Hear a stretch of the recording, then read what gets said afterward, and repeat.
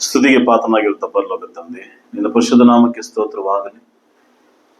ತಿಂಗಳ ಮೊದಲನೇ ವಾರದಲ್ಲಿ 9ನೇ ತಿಂಗಳಲ್ಲಿ ನಿಮ್ಮನ್ನ ಸಂಧಿಸುವಂತೆ ನಮಗೆ ಈ ಅವಕಾಶವನ್ನು ಕೊಟ್ಟಿದ್ದಕ್ಕಾಗಿ ಸ್ತೋತ್ರ. ಈ ಪರಿಶುದ್ಧವಾದಂತ ಆರಾಧನೆಯಲ್ಲಿ ನಾವು ಪರಿಶುದ್ಧರಾಗಿ ನೀತಿವಂತರಾಗಿ ಪಾಲ್ಗೊಳ್ಳೋದಕ್ಕೆ ನಮ್ಮನ್ನ ಮಾಡಿದಕ್ಕಾಗಿ ಸ್ತೋತ್ರ. ಪರಿಶುದ್ಧವಾದಂತ ವೇದಿಕೆಯಲ್ಲಿ ನಾವು ಪಾಲ್ಗೊಳ್ಳೋದಕ್ಕೆ ನಮ್ಮನ್ನ ನಡೆಸಿದಕ್ಕಾಗಿ ಸ್ತೋತ್ರ. ಕಳೆದ ತಿಂಗಳೆಲ್ಲ ನಮ್ಮನ್ನ ಕೈ ಹಿಡಿದು ಬಲಪಡಿಸಿದಕ್ಕಾಗಿ ಸ್ತೋತ್ರ. ವಾಕ್ಯದ ಭಾಗದಲ್ಲಿ ನಮ್ಮ ನಡೆಸಿರಿ. ಬೋಧಿಸುವಂತ ದಾಸನಂತ ನನ್ನನ್ನು ಪಾಲ್ಗೊಳಿಗೆ ಒಪ್ಪಿಸ್ತೇನೆ. ಪವಿತ್ರಾತ್ಮ ಸಹಾಯದೊಂದಿಗೆ ಮಾತ್ರ ಬೋಧಿಸುವಂತೆ ಬಲಪಡಿಸಿರಿ. ತಂದೆ, ಕೇಳುವಂತ ಪ್ರತಿಯೊಂದು ಹೃದಯದ ಬಾಗಿಲು ತೆರೆಸಿರಿ. ಯೇಸುವಿನ ನಾಮದಲ್ಲಿ ಬೇಡ್ತೇನೆ, ಜೀವದ ತಂದೆಯೇ, ಆಮೆನ್. ಕ್ರಿಸ್ತನಲ್ಲಿ ಪ್ರಿಯರೇ, ನಿಮ್ಮೆಲ್ಲರಿಗೂ ಯೇಸು ಕ್ರಿಸ್ತನ ನಾಮದಲ್ಲಿ ವಂದಿಸಿಕೊಳ್ಳುತ್ತಾ ಈ ಸುಂದರವಾದಂತ ವಾರದ ಮೊದಲನೇ ದಿನದಲ್ಲಿ ನಾವು ಕೂಡಿಕೊಂಡಿದ್ದೇವೆ. ದೇವರು ತಾನೇ ನಮ್ಮನ್ನ ಕಳೆದ ತಿಂಗಳನ್ನ ಆಶ್ರಯಿಸಿ 9ನೇ ತಿಂಗಳಿಗೆ ನಮ್ಮನ್ನ ಬರ ಮಾಡುವಂತೆ ಮಾಡಿದ್ದಾನೆ. ದೇವರು ಎಷ್ಟು ಮಹತ್ ಕಾರ್ಯಗಳನ್ನ ಮಾಡ್ತಿದ್ದಾನೆ ಅನ್ನೋದಕ್ಕೆ ನಾವೆಲ್ಲರೂ ಸಾಕ್ಷಿ. ಯಾಕೆಂದ್ರೆ ನಾವು ಇಲ್ಲಿ ದೇವರನ್ನ ಆರಾಧಿಸ್ತಾ ಇದ್ದೇವೆ. ಎಷ್ಟೋ ದೇಶಗಳಲ್ಲಿ, ಎಷ್ಟೋ ರಾಜ್ಯಗಳಲ್ಲಿ, ಎಷ್ಟೋ ಒಂದು ಗ್ರಾಮಗಳಲ್ಲಿ ಆರಾಧನೆ ಮಾಡೋದಕ್ಕಾಗದೇ ಇರುವಂತ ಸನ್ನಿವೇಶಗಳು. ಒಂದು ಸಹೋದರ ಜೊತೆಯಲ್ಲಿ ನಾನು ಮಾತಾಡ್ತಿದ್ದೆ. ಅವರು ಹಳೆಯ ಸಹೋದರು, ಅವರ ಭಾಗದಲ್ಲಿ ಆರಾಧನೆ ಮಾಡೋಕ್ಕಾಗದೆ ಸೇಮ್ ಆನ್ಲೈನ್ ಅಲ್ಲಿ ಮಾಡ್ತಾರೆ. ಯಾಕಂದ್ರೆ ಮನೆಯಲ್ಲಿ ಸುತ್ತಲೂ ನೀರಿನ ವಾತಾವರಣ, ತುಂಬಾ ನೀರು ತುಂಬಿದೆ ಅಂತ. ಇನ್ನೊಂದು ಕೆಲವೊಂದು ಕಡೆ ಆರಾಧನೆ ಮಾಡೋದಕ್ಕೆ ತುಂಬಾ ಕಷ್ಟಕರವಾಗಿದೆ, ಆನ್ಲೈನ್ ಮಾಡೋದಕ್ಕೂ ಕಷ್ಟಕರವಾಗಿದೆ ಅನ್ನೋ ರೀತಿಯಲ್ಲಿ ತಮ್ಮ ತಮ್ಮ ಮನೆಯಲ್ಲೇ ಕುಟುಂಬದಲ್ಲೇ ಯಜಮಾನರುಗಳೆಲ್ಲ ಸೇರಿ ಆರಾಧನೆ ಮಾಡಿ ರೊಟ್ಟಿ ಮುರಿಯುವಂತ ಪರಿಸ್ಥಿತಿ. ಕ್ರಿಸ್ತನ ಪ್ರಿಯರೇ, ದೇವರು ನಮ್ಮನ್ನು ಎಷ್ಟು ಪ್ರೀತಿಸಿದ್ದಾನೆ, ಎಷ್ಟರ ಮಟ್ಟಿಗೆ ನಮ್ಮನ್ನು ಆಶ್ರಯಿಸಿದ್ದಾನೆ ಅನ್ನೋದಕ್ಕೆ ಇವತ್ತು ಕೆಲವೊಂದು ವಿಷಯಗಳನ್ನ ನಾವು ನೋಡುವ ಪ್ರಿಯರೇ. ನಾ ಕಳೆದ ಸಂದರ್ಭದಲ್ಲಿ ಸಹ ಕುಟುಂಬದ ಬಗ್ಗೆ, ಒಂದು ದಾಂಪತ್ಯದ ಬಗ್ಗೆ ನಾನು ಮಾತಾಡಿದೆ. ಇವತ್ತಿಗೂ ಸಹ ಅದಕ್ಕೆ ಸಂಬಂಧಪಟ್ಟಂತೆ ಕೆಲವೊಂದು ವಿಷಯಗಳನ್ನ ಮಾತಾಡೋದಕ್ಕೆ ನಾನು ಪ್ರಯತ್ನ ಪಡ್ತೇನೆ. ಕ್ರಿಸ್ತನ ಪ್ರಿಯರೇ, ನಾವು ಓದಿದಂತ ಈ ಆದಿಕಾಂಡ 22ನೇ ಅಧ್ಯಾಯದ ಸಾರಾಂಶಗಳನ್ನ ನಾವು ಅರ್ಥ ಮಾಡ್ಕೋಬೇಕು.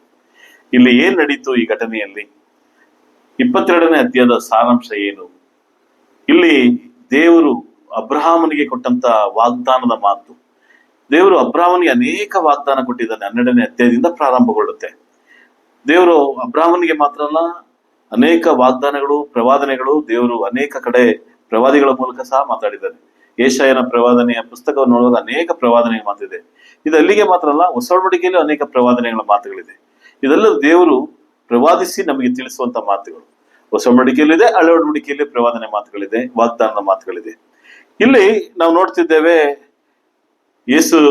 ದೇವರು ಅಬ್ರಹಾಮನಿಗೆ ಕೊಟ್ಟಂತ ವಾಗ್ದಾನ 17ನೇ ವಾಕ್ಯದಲ್ಲಿ ಕೊನೆಯ ಭಾಗವನ್ನ ಸ್ವಲ್ಪ ನಾವು ಧ್ಯಾನಿಸುವ.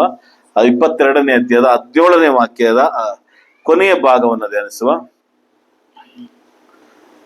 ಅವರು ಶತ್ರುಗಳ ಪಟ್ಟಣಗಳನ್ನ ಸ್ವಾಧೀನ ಮಾಡಿಕೊಳ್ಳುವರು ಅಂತ ಒಂದು ಮಾತಿದೆ. ಅವರು ಶತ್ರುಗಳ ಪಟ್ಟಣವನ್ನ ಸ್ವಾಧೀನ ಮಾಡಿಕೊಳ್ಳುವರು. ಕನ್ನಡದಲ್ಲಿ ಅವರು ಒಂದಿದೆ, ತಮಿಳಲ್ಲಿ ಪಿಳ್ಳೆಗಳು ಶತ್ರುಗಳು ಅಂದ್ರೆ ವಾರ್ತೆ ಇருக்கு. ಇಂಗ್ಲಿಷ್ ಅಲ್ಲಿ ಚೈಲ್ಡ್ ಅಂತಿದೆ. ಅಂದ್ರೆ ನಿನ್ನ ಮಕ್ಕಳು ಶತ್ರುಗಳ ಪಟ್ಟಣವನ್ನ ಏನ್ ಮಾಡ್ಕೋತಾರಂತೆ? ಸ್ವಾಧೀನ ಮಾಡ್ಕೋತಾರೆ. ಹೀಗೆ ಹೇಳೋದಾದ್ರೆ, ನಿನ್ನ ಮಕ್ಕಳು ಶತ್ರುಗಳು ನಿನ್ನ ಮಕ್ಕಳಿಗೆ ವಿಧೇಯರಾಗ್ತಾರೆ ಅಂತ ಇನ್ನೊಂದು ಮಾತಿನ ಅರ್ಥ. ಎಲ್ಲಾ ಶತ್ರುಗಳು ನಿನ್ನ ಮಕ್ಕಳಿಗೆ ಏನಾಗ್ತಾರೆ? ಅಧೀನ ಆಗ್ತಾರೆ. ಪಟ್ಟಣ ಸ್ವಾಧೀನ ಮಾಡ್ಕೋತಾರೆ ಅರ್ಥ. ಅವ್ರನ್ನೆಲ್ಲ ಅರೆಸ್ಟ್ ಮಾಡ್ದಾಗಿಂತಾನೆ ಸ್ವಾಧೀನ ಮಾಡ್ಕೋತೀನಿ, ಊರ್ನ ಪಟ್ಟಣವನ್ನ ಸ್ವಾಧೀನ ಮಾಡ್ಕೋತೀವಿ. ದೇಶ ಸ್ವಾಧೀನ ಅಂದ್ರೆ ಏನರ್ಥ? ಅಲ್ಲಿರೋರೆಲ್ಲ ಏನಾಗದ್ರು, ಅವ್ರಿಗೆ ಸ್ವಾಧೀನ ಮಾಡ್ಕೊಳ್ಳೋರಿಗೆ ಅರೆಸ್ಟ್ ಆಗೋದ್ರು, ಅವರ ಕೈ ಕೆಳಗಡೆ ಹೊಂಟೋದ್ರು. ಆತರ ಇಲ್ಲಿ ಏನ್ ಹೇಳ್ತಿದ್ದಾನೆ ಅಂದ್ರೆ, ಶತ್ರುಗಳು ಪಟ್ಟಣವನ್ನ ಸ್ವಾಧೀನ ಮಾಡಿಕೊಳ್ಳುತ್ತಾರೆ ಅಂದ್ರೆ ನಿನ್ನ ಮಕ್ಕಳು ಶತ್ರುಗಳನ್ನ ಅಧೀನ ಮಾಡಿಕೊಳ್ತಾರೆ ಅಂತಿದೆ. ಅನ್ನೋರು ಏನರ್ಥ? ಸ್ವಾಧೀನ ಮಾಡ್ಕೊಳ್ತಾರೆ ಅಂತ ಅರ್ಥ ಗೊತ್ತು. ಶತ್ರುಗಳು ಅಂದ್ರೆ ಏನರ್ಥ? ಅಬ್ರಾಹ್ಮನಿಗೆ ಹೇಳ್ತಿದ್ದಾನೆ, ನಿನ್ನ ಮಕ್ಕಳಿಗೆ ಬರುವಂತ ಶತ್ರುಗಳನ್ನ ಸ್ವಾಧೀನ ಮಾಡ್ಕೊತಾರೆ ಅಂದ್ರೆ ಅವರ ಕೈ ಕೆಳಗಡೆ ಶತ್ರುಗಳು ಹೋಗ್ತಾರೆ. ಹೊಸ ಒಡಂಬಡಿಕೆಯಲ್ಲಿ ಬದುಕಿರುವಂತ ನಾವು, ಅಬ್ರಾಹ್ಮನ ಸಂತತಿಯವರಿಗೆ ಸೇರಲ್ಪಟ್ಟಂತ ನಮಗೆ ಯಾರು ಶತ್ರು?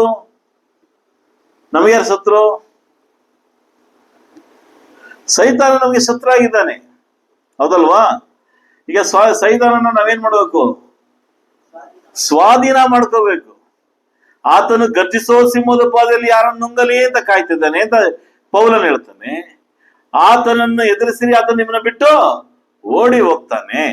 ಅಂದ್ರೆ ಕ್ರಿಸ್ತನಲ್ಲಿ ಪ್ರಿಯರೇ, ಹೊಸ ಒಡಂಬಡಿಕೆಯಲ್ಲಿ ಬದುಕಿರುವಂತ ನಮ್ಮನ್ನ, ಅಬ್ರಾಹ್ಮನ ಸಂತತಿಯವರಂತ ನಮ್ಮನ್ನ ಶತ್ರುಗಳ ಪಟ್ಟಣವಾದಂತವನ್ನ ಸ್ವಾಧೀನ ಮಾಡ್ಕೊತಾನೆ. ಅಂದ್ರೆ ಶತ್ರುಗಳಾಗಿರುವಂತ ಸೈತಾನನ ನಾವು ಸ್ವಾಧೀನ ಮಾಡ್ಕೊಳ್ಳೋದಕ್ಕೆ ಸಾಧ್ಯ ಎಂಬುದ ಮಾತಿನ ಅರ್ಥ. ಅದಕ್ಕೆ ಕೆಲವೊಂದು ವಿಷಯಗಳು ಮಾಡಬೇಕು. ಸುಮ್ಗಾಲ ಸ್ವಾಧೀನ ಮಾಡ್ಕೊಳಕ್ಕಾಗಲ್ಲ. ಅವತ್ತು ಒಂದು ಪಟ್ಟಣವನ್ನ ಸ್ವಾಧೀನ ಮಾಡ್ಕೋಬೇಕು, ಒಂದು ದೇಶವನ್ನ ಸ್ವಾಧೀನ ಮಾಡ್ಕೋದ್ರೆ ಸೈನ್ಯ ಕಟ್ಟಬೇಕು, ಸೈನ್ಯ ಜೊತೆ ಯುದ್ಧಕ್ಕೆ ಹೋಗ್ಬೇಕು, ಯುದ್ಧನ ಗೆಲ್ಲಬೇಕು. ಆದ್ರೆ ಇಲ್ಲಿ ಸಹ ಅದೇ ಕಾರ್ಯಗಳನ್ನ ಮಾಡಬೇಕಾಗಿದೆ ನಾವು ಸಹ. ಕ್ರಿಸ್ತನಲ್ಲಿ ಪ್ರಿಯರೇ, ಅಬ್ರಾಹ್ಮನಿಗೂ ಆತನ ಮಗನ ಜೊತೆಯಲ್ಲಿ ನಡೆಯುವಂತ ಕೆಲವೊಂದು ವಿಷಯಗಳನ್ನ ಧ್ಯಾನ ಮಾಡುವ. ಈ ವಿಷಯವನ್ನು ಮಾತಾಡೋದಕ್ಕೆ ಇನ್ನೊಂದು ಉದಾಹರಣೆಯನ್ನ ಕೊಡೋದಕ್ಕೆ ಇಷ್ಟಪಡ್ತೇನೆ. ಇವತ್ತಿನ ಪರಿಸ್ಥಿತಿ ಅನೇಕರಿಗೆ ಗೊತ್ತಿದೆ. ಅನೇಕ ಸ್ಥಳಗಳಲ್ಲಿ ಹೆಚ್ಚಾಗಿ ಎಷ್ಟರ ಮಟ್ಟಿಗೆ ಅಂದ್ರೆ 19 ವಯಸ್ಸು ಸಹ ದಾಟಿಲ್ಲ, 25 ವಯಸ್ಸು ಸಹ ದಾಟಿಲ್ಲ. ಆ ವಯಸ್ಸಿನ ಒಳಗಡೆ ಇರುವಂತ ಮಕ್ಕಳ ಪರಿಸ್ಥಿತಿಗಳನ್ನ ನೋಡ್ತಾ ಇದ್ರೆ ಭಯಭೀತರಾಗುವಂತ ಪರಿಸ್ಥಿತಿ. ದ್ವೇಷ ಮೇಲಿರುವಂತ ಬೀದಿಯ ಮೇಲೆ, ಅಲ್ಲಿರುವಂತ ಹುಡುಗರ ಮೇಲೆ, ಕೆಳಗಡೆ ಇರುವಂತ ಬೀದಿ ಮೇಲೆ ಸರ್ಕಲ್, ಕೆಳಗಡೆ ಸರ್ಕಲ್, ಇದು ನಾವು ಕೇಳ್ತಾ ಇದ್ದು. ಈಗ ಅದು ಎಷ್ಟರ ಮಟ್ಟಿಗೆ ಸ್ವಾಧೀನ, ಎಷ್ಟರ ಮಟ್ಟಿಗೆ ಹೋಗಿದೆ ಅಂದ್ರೆ ಹೊಡೆದಾಡ್ತಾರೆ, ಕೈಗಳಲ್ಲಿ ಆಯುಧಗಳನ್ನ ಮಡಿಕೊಂಡು ಹೊಡೆದಾಡ್ತಾರೆ. ಈಗ ರೀಸೆಂಟ್ ಆಗಿ ನಮ್ಮ ಮಾದೇಪುರದಲ್ಲೂ ಸಹ ನಡೀತು. ಎಲ್ಲ ಚಿಕ್ಕ ವಯಸ್ಸವ್ರೆ. ಇದಕ್ಕೆ ಯಾರು ಕಾರಣ? 19ನೇ ವಯಸ್ಸು, 18ನೇ ವಯಸ್ಸು ಹುಡುಗ ಇನ್ನೊಬ್ಬನ, ಅವನು ಸ್ನೇಹಿತನೇ, ಒಂದು ಕಾಲದಲ್ಲಿ ಅವನು ಸ್ನೇಹಿತನೇ, ಕಾಲಕ್ರಮಣದಲ್ಲಿ ಅವನು ಮೇಲ್ ಸರ್ಕಲ್ ಅಲ್ಲಿ ಸೇರ್ಕೊಂಡ್ಬಿಟ್ಟ, ಇವನು ಕೆಳಗಡೆ ಸರ್ಕಲ್ ಅಲ್ಲಿ ಇದ್ದುಬಿಟ್ಟ. ಹಳೇ ದ್ವೇಷ, ವೈಷಮ್ಯ, ತುಂಬಾ ನ್ಯೂಸ್ಗಳು ನೋಡ್ತಾ ಇದ್ರೆ ನಿಮ್ಗೆ ಅರ್ಥ ಆಗುತ್ತೆ. ನನ್ನ ಪ್ರಿಯ ಯೌವನಸ್ಥರೇ, ಈ ವಾಕ್ಯ ನಿಮಗೆ ಅವಲಂಬಿಸ್ತದೆ. ಯೌವನಸ್ಥ ತಂದೆ ತಾಯಿಗಳಿಗೆ ಖಂಡಿತವಾಗಿ ನಿಮಗೆ ಅವಲಂಬಿಸ್ತದೆ. ಎಚ್ಚರಿಕೆಯಾಗಿ ನಮ್ಮ ಮಕ್ಕಳನ್ನ ಈ ರೀತಿಯಲ್ಲಿ ಸಾಕಿದ್ರೆ ಮಾತ್ರವೇ ಶತ್ರುಗಳ ಸ್ವಾಧೀನ ಮಾಡ್ಕೊಳ್ಳೋಕೆ ಸಾಧ್ಯ. ಇಲ್ಲ ಅಂದ್ರೆ ಸಾಧ್ಯ ಇಲ್ಲ. ನೀವು ಶತ್ರುಗಳ ಸ್ವಾಧೀನಕ್ಕೆ ಹೊಂಟೋಗ್ತೀರಿ. ನನ್ನ ಪ್ರಿಯ ಸಹೋದರ, ಇಲ್ಲಿ ಹೇಳುವಂತ ಮಾತಿನ ಅರ್ಥ ಏನು? ಅಬ್ರಾಹ್ಮನ್ ಹೇಳುವಂತ ಮಾತಿನ ಅರ್ಥ ಏನು? ಅಬ್ರಾಹ್ಮನಿಗೆ ದೇವರು ಕೊಡುವಂತ ಮಾತಿನ ಅರ್ಥ ಏನು? ನಿನ್ನನ್ನು ಆಶ್ರಯಿಸುವೆನು, ನಿನ್ನ ಸಂತತಿಯನ್ನ ಹೆಚ್ಚಿಸುವೆನು ಅಂತ ಹೇಳ್ತಾರೆ. ನಾನು ನಿನ್ನ ಕುಟುಂಬವನ್ನ, ನಿನ್ನ ಸಂತತಿಯನ್ನ ಹೆಚ್ಚಿಸ್ತೇನೆ ಅಂತ ಹೇಳ್ತಾರೆ. ಅಬ್ರಾಹ್ಮನನ್ನ ದೇವರು ಆಶ್ರಯಿಸಕ್ಕೆ ಗಮನ ಇಡ್ಬೇಕು. ಅಬ್ರಾಹ್ಮನ ಮೇಲೆ ಫೋಕಸ್ ಮಾಡುವ. ಇವತ್ತು ಅಬ್ರಾಹ್ಮನ ಎಷ್ಟು ಜನ ಫೋಕಸ್ ಮಾಡ್ತಿದ್ದೀರಿ? ನಮ್ಮ ಹಿರಿಯ ತಂದೆ ಅಬ್ರಾಹ್ಮನ ವಿಷಯವನ್ನ, ದೇವರ ಮಗಳು ಅಂತ ಹೇಳಿಕೊಳ್ಳುವ ಅಬ್ರಾಹ್ಮನ ವಿಷಯದಲ್ಲಿ ಹೆಚ್ಚಿನ ವಿಷಯನ ಕಲ್ತಿರ್ಬೇಕು. ಹೇಗೆ ನಿಮ್ಮ ತಂದೆ ತಾಯಿಗಳ ಬಗ್ಗೆ ನಿಮಗೆ ಎಷ್ಟರ ಮಟ್ಟಿಗೆ ಗೊತ್ತಿದೆಯೋ, ನಿಮ್ಮ ತಂದೆ ಬಗ್ಗೆ ನೀವೆಷ್ಟು ಪ್ರಬಂಧವನ್ನ ಬರೀತೀರೋ, ನಿಮ್ಮ ತಾಯಿಯ ಬಗ್ಗೆ ಎಷ್ಟರ ಮಟ್ಟಿಗೆ ನೀವು ಕವನಗಳ ಬರೀತೀರೋ, ಎಷ್ಟರ ಮಟ್ಟಿಗೆ ನಿಮ್ಮ ತಂದೆ ತಾಯಿಗಳ ಬಗ್ಗೆ ನೀವು ಇಟ್ಟಂತ ಪ್ರೀತಿ ಇಟ್ಟಿದ್ದೀರೋ, ಅದಕ್ಕೆ 100ರಷ್ಟು ವಿಷಯವನ್ನ ಅಬ್ರಾಹ್ಮನ ಮೇಲೆ, ಸಾರಳನ ಮೇಲೆ ನೀವು ಇಟ್ಟಿರಬೇಕು. ಇದೆಲ್ಲರಿಗೂ ಸಹ, ಮಕ್ಕಳಿಗೆ ಮಾತ್ರ ಅಲ್ಲ, ಸಭೆಯಲ್ಲಿರುವಂತ ಎಲ್ಲರಿಗೂ ಸಹ, ಬೋಧಕನ ಅಂತ ನನಗೂ ಸಹ. ಯಾಕಂದ್ರೆ ಮೂಲ ತಂದೆ ಅಬ್ರಾಹ್ಮ, ಮೂಲ ತಾಯಿ ಸಾರಳ. ಅಬ್ರಾಹ್ಮನ ಮೂಲಕನೇ ದೇವರ ಆಶೀರ್ವಾದವನ್ನ ತಗೊಂಡ್ಬಂದಿದೆ ಲೋಕಕ್ಕೆ. ಅಬ್ರಾಹ್ಮನ ಬಗ್ಗೆ ನಾವು ತಿಳ್ಕೊಳ್ಬೇಕಾಗಿದೆ ಪ್ರೇರೆ. ಅಬ್ರಾಹ್ಮನ ಒಂದು ವಿಷಯವನ್ನ ನಾನು ಹೇಳೋದಕ್ಕೆ ಇಷ್ಟಪಡ್ತೇನೆ. ಅಬ್ರಾಹ್ಮನ 12ನೇ ಅಧ್ಯಾಯದಲ್ಲಿ ನೀವು ಓದುವಾಗ, ನಿಮ್ಮ ತಂದೆ ತಾಯಿಗಳನ್ನ, ನಿನ್ನ ಬಂಧು ಬಳಗವನ್ನ ಬಿಟ್ಟು ಬಾ ಅಂತ ಹೇಳಿದ ಒಂದು ಮಾತಿಗೆ ಅಬ್ರಾಹ್ಮನ ಪ್ರತಿ ಮಾತನ್ನ ಆಡದೆ ತನ್ನನ್ನ ಬಿಟ್ಟು ಬಂದ. ಎಲ್ಲವನ್ನ ಬಿಟ್ಟು ತನ್ನ ಮಡತಿ, ತನ್ನ ಜೊತೆಯಲ್ಲಿರುವಂತ ಕೆಲಸ ಆಳುಗಳನ್ನ ಕರ್ಕೊಂಡು ಬಂದ್ಬಿಟ್ಟ. ಇದೇ 22ನೇ ಅಧ್ಯಾಯದಲ್ಲಿ 100ನೇ ವಯಸ್ಸಿನಲ್ಲಿ ಹುಟ್ಟಿದಂತ ಮಗನನ್ನ ನೀನು ಮೊರಿಯಾ ಬೆಟ್ಟದಲ್ಲಿ ಬಂದು ನನಗೆ ಬಲಿಯಾಗಿ ಕೊಡು ಅಂತ ಕೇಳಿದಾಗ, ದೇವರೇ, ನನ್ನ ಮಗನನ್ನ ಯಾಕೆ ಬಲಿ ಕೊಡಬೇಕು, ಏನಕ್ಕೆ ಕೊಡ್ಬೇಕು ಅಂತ ಪ್ರಶ್ನಿಸದೆ, ತನ್ನ ಮಡತಿಗೂ ಸಹ ಹೇಳದೆ ತನ್ನ ಮಗನನ್ನ ಕರ್ಕೊಂಡ್ಬರ್ತಾನೆ. ಇದೇ 22ನೇ ಅಧ್ಯಾಯದಲ್ಲಿ ತನ್ನ ಮಗನನ್ನ ಕೈ ಕಾಲುಗಳನ್ನ ಕಟ್ಟಿ ಬಲಿಗಳನ್ನ ಕೊಡ್ತಾನೆ.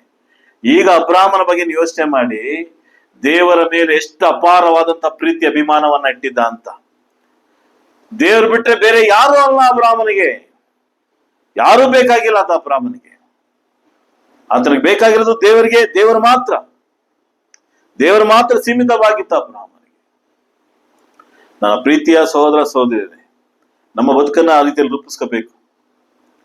ಅಪ್ಪ ಅಮ್ಮನ ದೇವರ ಅಂದ್ರೆ ದೇವರು ಅಂತಾನೆ, ಇಲ್ಲ ನಿನ್ ಜನ್ಮ ಕೊಟ್ಟಿದ್ದ ಮಗನ ಅಂದ್ರೆ ದೇವರು ಅಂತಾನೆ. ನಾವ್ ಆ ಥರ ಇದೀವ? ನಾವು ಬದುಕಾದ್ರ ರೂಪಿಸ್ಕೊಂಡಿದೀವ? ಕ್ರಿಸ್ತನಲ್ಲಿ ಪ್ರಿಯರೇ, ಯಾರೆಲ್ಲ ನೀವೆಲ್ಲ ತಂದೆ ತಾಯಿಗಳಾಗಿದ್ದೀರಿ, ಯಾರೆಲ್ಲ ನಿಮ್ಮ ಮಕ್ಕಳ ಮೇಲೆ ಅಭಿಮಾನ ಪ್ರೀತಿ ಹೆಚ್ಚಾಗಿದೆಯೋ, ನಾನು ನಿಮ್ಗೆ ಕೇಳ್ಕೊಳ್ಳೋದು ಇಷ್ಟೇನೆ, ದೇವರಿಗಿಂತ ಹೆಚ್ಚಾಗಿ ನಿಮ್ಮ ಮಕ್ಕಳನ್ನ ಪ್ರೀತಿಸಬೇಡಿ. ತಂದೆ ತಾಯಿಗಳ ಮಕ್ಕಳೇ, ನಿಮ್ಮ ತಂದೆ ತಾಯಿಗಳ ಮೇಲೆ ಎಷ್ಟೇ ಅಭಿಮಾನ ಪ್ರೀತಿ ಇರಲಿ, ದೇವರಿಗಿಂತಲೂ ಹೆಚ್ಚಾಗಿ ಅವರನ್ನ ಪ್ರೀತಿಸಕ್ಕೆ ಹೋಗ್ಬೇಡಿ. ಎರಡನೇ ಪಾತ್ರಗಳೇದು. ಏನಾದ್ರು ಪ್ರಶ್ನೆಗಳದ ಆರಾಧನೆ ಆದ್ಮೇಲೆ ನಾನು ಕೇಳ್ಬೋದು. ಇದಕ್ಕೆ ದೇವರ ಆದ್ಮೇಲೆನೆ ನಿಮ್ಮ ತಂದೆ ತಾಯಿಗಳು, ದೇವರ ಆದ್ಮೇಲೆ ನಿಮ್ಮ ಮಕ್ಕಳು. ಆ ಸ್ಥಾನದಲ್ಲಿ ನಿಮ್ಮ ಮಕ್ಕಳನ್ನ ಇಡಬೇಕು, ಆ ಸ್ಥಾನದಲ್ಲಿ ನಿಮ್ಮ ತಂದೆ ತಾಯಿಗಳನ್ನ ಇಡಬೇಕು. ಮೊದಲನೇ ಸ್ಥಾನ ಅಬ್ರಾಹ್ಮನ ಹತ್ರ ನಾವು ಕಲಿಬೇಕನ್ನ, ಮೂಲ ತಂದೆ ಹತ್ರ ಕಲಿಬೇಕಾಗಿದೆ. ಅಬ್ರಾಹ್ಮನು ಎಲ್ಲವನ್ನ ದೇವರ ಮುಂದೆ ನಶಿಸಿ ಹೋಗುವಂತ ರೀತಿಯಲ್ಲಿ ಇಟ್ಟಿದ್ದ. ಒಂದು ತನ್ನ ಎತ್ತ ತಂದೆ ತಾಯಿಗಳನ್ನ, ಎರಡದು ತನ್ನ ಜನ್ಮ ಕೊಟ್ಟಂತ ಮಗನನ್ನ, ಮೂರನೇದೇನ್ ಗೊತ್ತಾ? ಅವನ ಐಶ್ವರ್ಯದಲ್ಲಿ ಅವನಷ್ಟು ಐಶ್ವರ್ಯ ಯಾರಿರ್ಲಿಲ್ಲ, ಶ್ರೀಮಂತಿಕೆ ತಾನೇ ಇರ್ಲಿಲ್ಲ.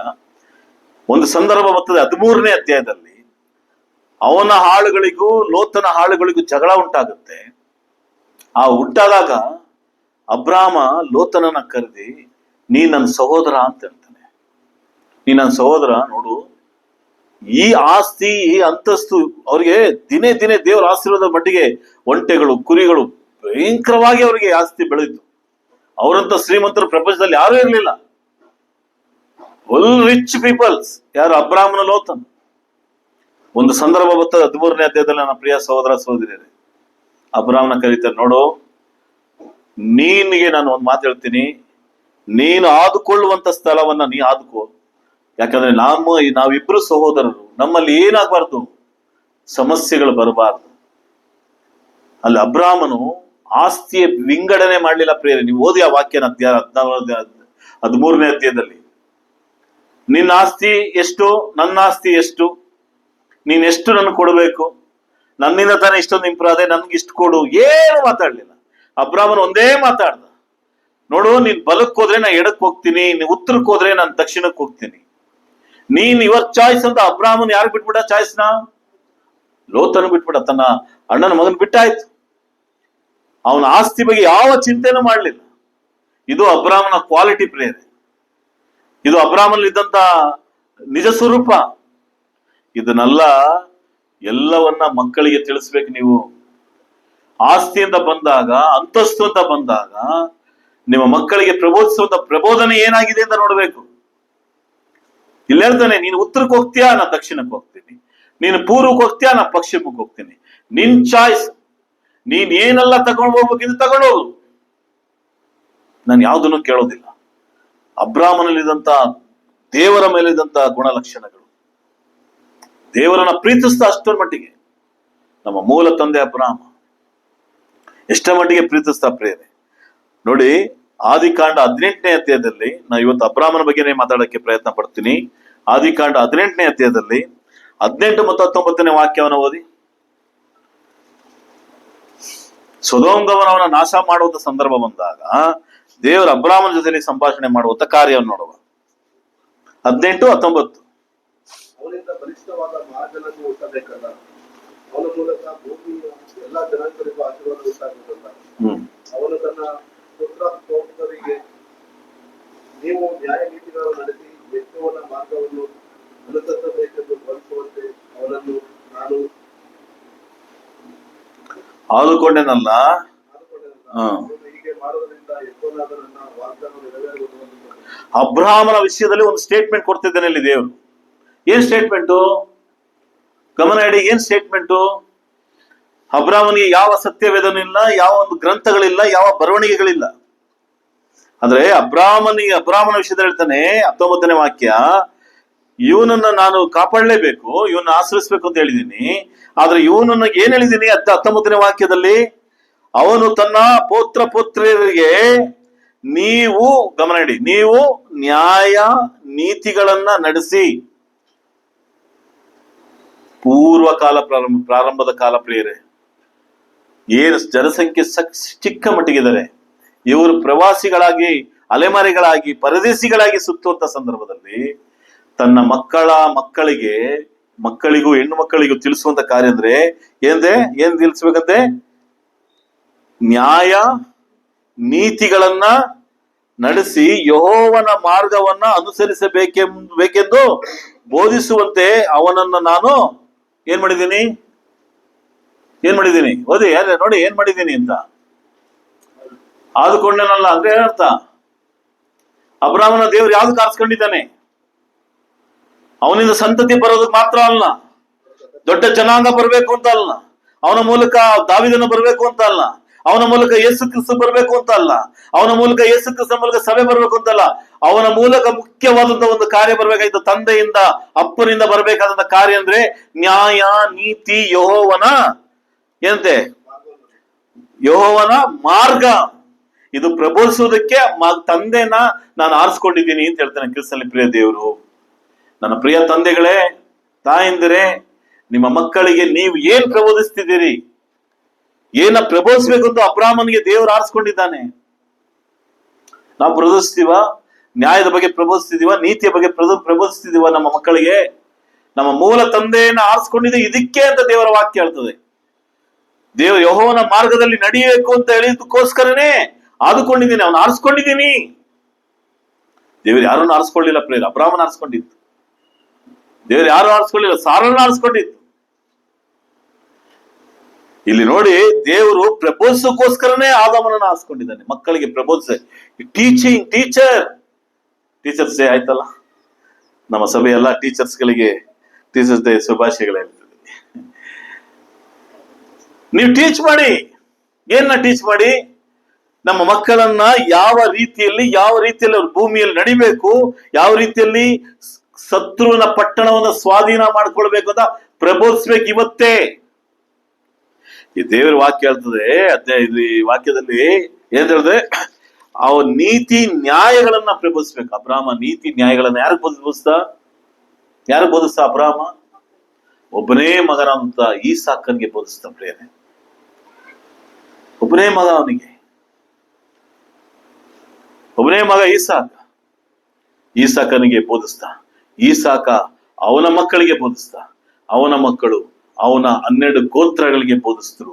12 ಗೋತ್ರಗಳು, ಅದರಲ್ಲಿ ಕೆಲವೊಂದು ಗೋತ್ರಗಳು ದೇವರ ವಾಕ್ಯದ ಪ್ರಕಾರ ಪ್ರಬೋಧಿಸಲ್ಪಡ್ತು. ಆ ಪ್ರಬೋಧಿಸಲ್ಪಟ್ಟಂತದಲ್ಲಿ ದಾವೀದನ ಬಂದ. ಅದೇ ಪ್ರಬೋಧದಲ್ಲಿ ಹೇಳ್ತಾನೆ, ದಾವೀದನ ಹೇಳ್ತಲ್ವ ಕೀರ್ತನಲ್ಲಿ 23ನೇ ಕೀರ್ತನಲ್ಲಿ, ನಾನು ಕಾರ್ಗತ್ತಲಲ್ಲಿ ನಡೆಯುವಾಗಲೂ, ಕಣಿವೆಯಲ್ಲಿ ನಡೆಯುವಾಗಲೂ ಎಂದೆ ದೊಣ್ಣೆಯು ನಾನು, ಆ ವಾಕ್ಯ ಗೊತ್ತಲ್ವಾ? 23ನೇ ಕೀರ್ತಿ.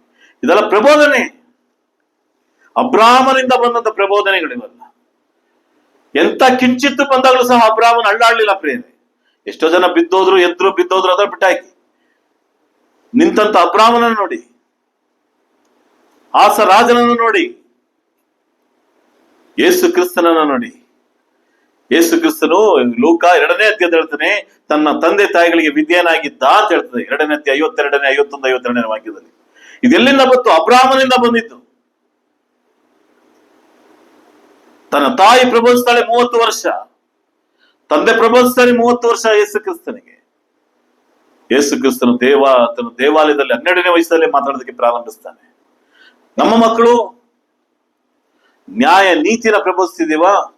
ಕೆಲವೊಂದು ನ್ಯಾಯಗಳನ್ನ ತಿಳಿಸ್ಬೇಕು ನಮ್ಮ ಮಕ್ಕಳಿಗೆ. ಕ್ರಿಸ್ತನಲ್ಲಿ ಪ್ರೇರೆ, ಇದು ನ್ಯಾಯ ಕಣೋ, ಇದು ತಪ್ಪು, ಇದು ಸರಿ ಅಂತ ತಿಳಿಸ್ಬೇಕು. ನೀತಿಗಳನ್ನ ತಿಳಿಸ್ಬೇಕು. ಬರೀ ಬೈಬಲ್ ಇರೋದ ವಿಷಯಗಳು ಮಾತ್ರ, ಲೋಕ ಸಂಬಂಧಪಟ್ಟದ ವಿಷಯಗಳನ್ನ ತಿಳಿಸ್ಬೇಕು. ಸೇರುವಂತ ಸಂಗಡಗಳ ಬಗ್ಗೆ ತಿಳಿಸ್ಬೇಕು. ಯಾರ ಜೊತೆಯಲ್ಲಿ ನನ್ನ ಮಗ, ಯಾರ ಜೊತೆಯಲ್ಲಿ ನನ್ನ ಮಗಳು ಇಜ್ಜೋಡವಾಗಿದ್ದಾಳೆ ಅದನ್ನ ನೀವು ಗ್ರಹಿಸ್ಬೇಕು. ಎಲ್ಲಿ ಹೋಗ್ತಿದ್ದಾಳೆ, ಎಲ್ಲಿ ಬರ್ತಿದ್ದಾನೆ, ಏನ್ ಮಾಡ್ತಿದ್ದಾನೆ ಅನ್ನೋದನ್ನ ಗ್ರಹಿಸ್ಬೇಕು. ಅಬ್ರಾಮ ಇದನ್ನೇ ಪ್ರಬೋಧಿಸಿದ ತನ್ನ ಮಗನಾದ ಈಸಾಕನಿಗೆ ಬೋಧಿಸಿದಂತ ಕಾರ್ಯಗಳನ್ನ ನೋಡು ಪ್ರೇರೆ. ಆದಿಕಾಂಡ 23ನೇ ಅಧ್ಯಾಯ 7ನೇ ವಾಕ್ಯ.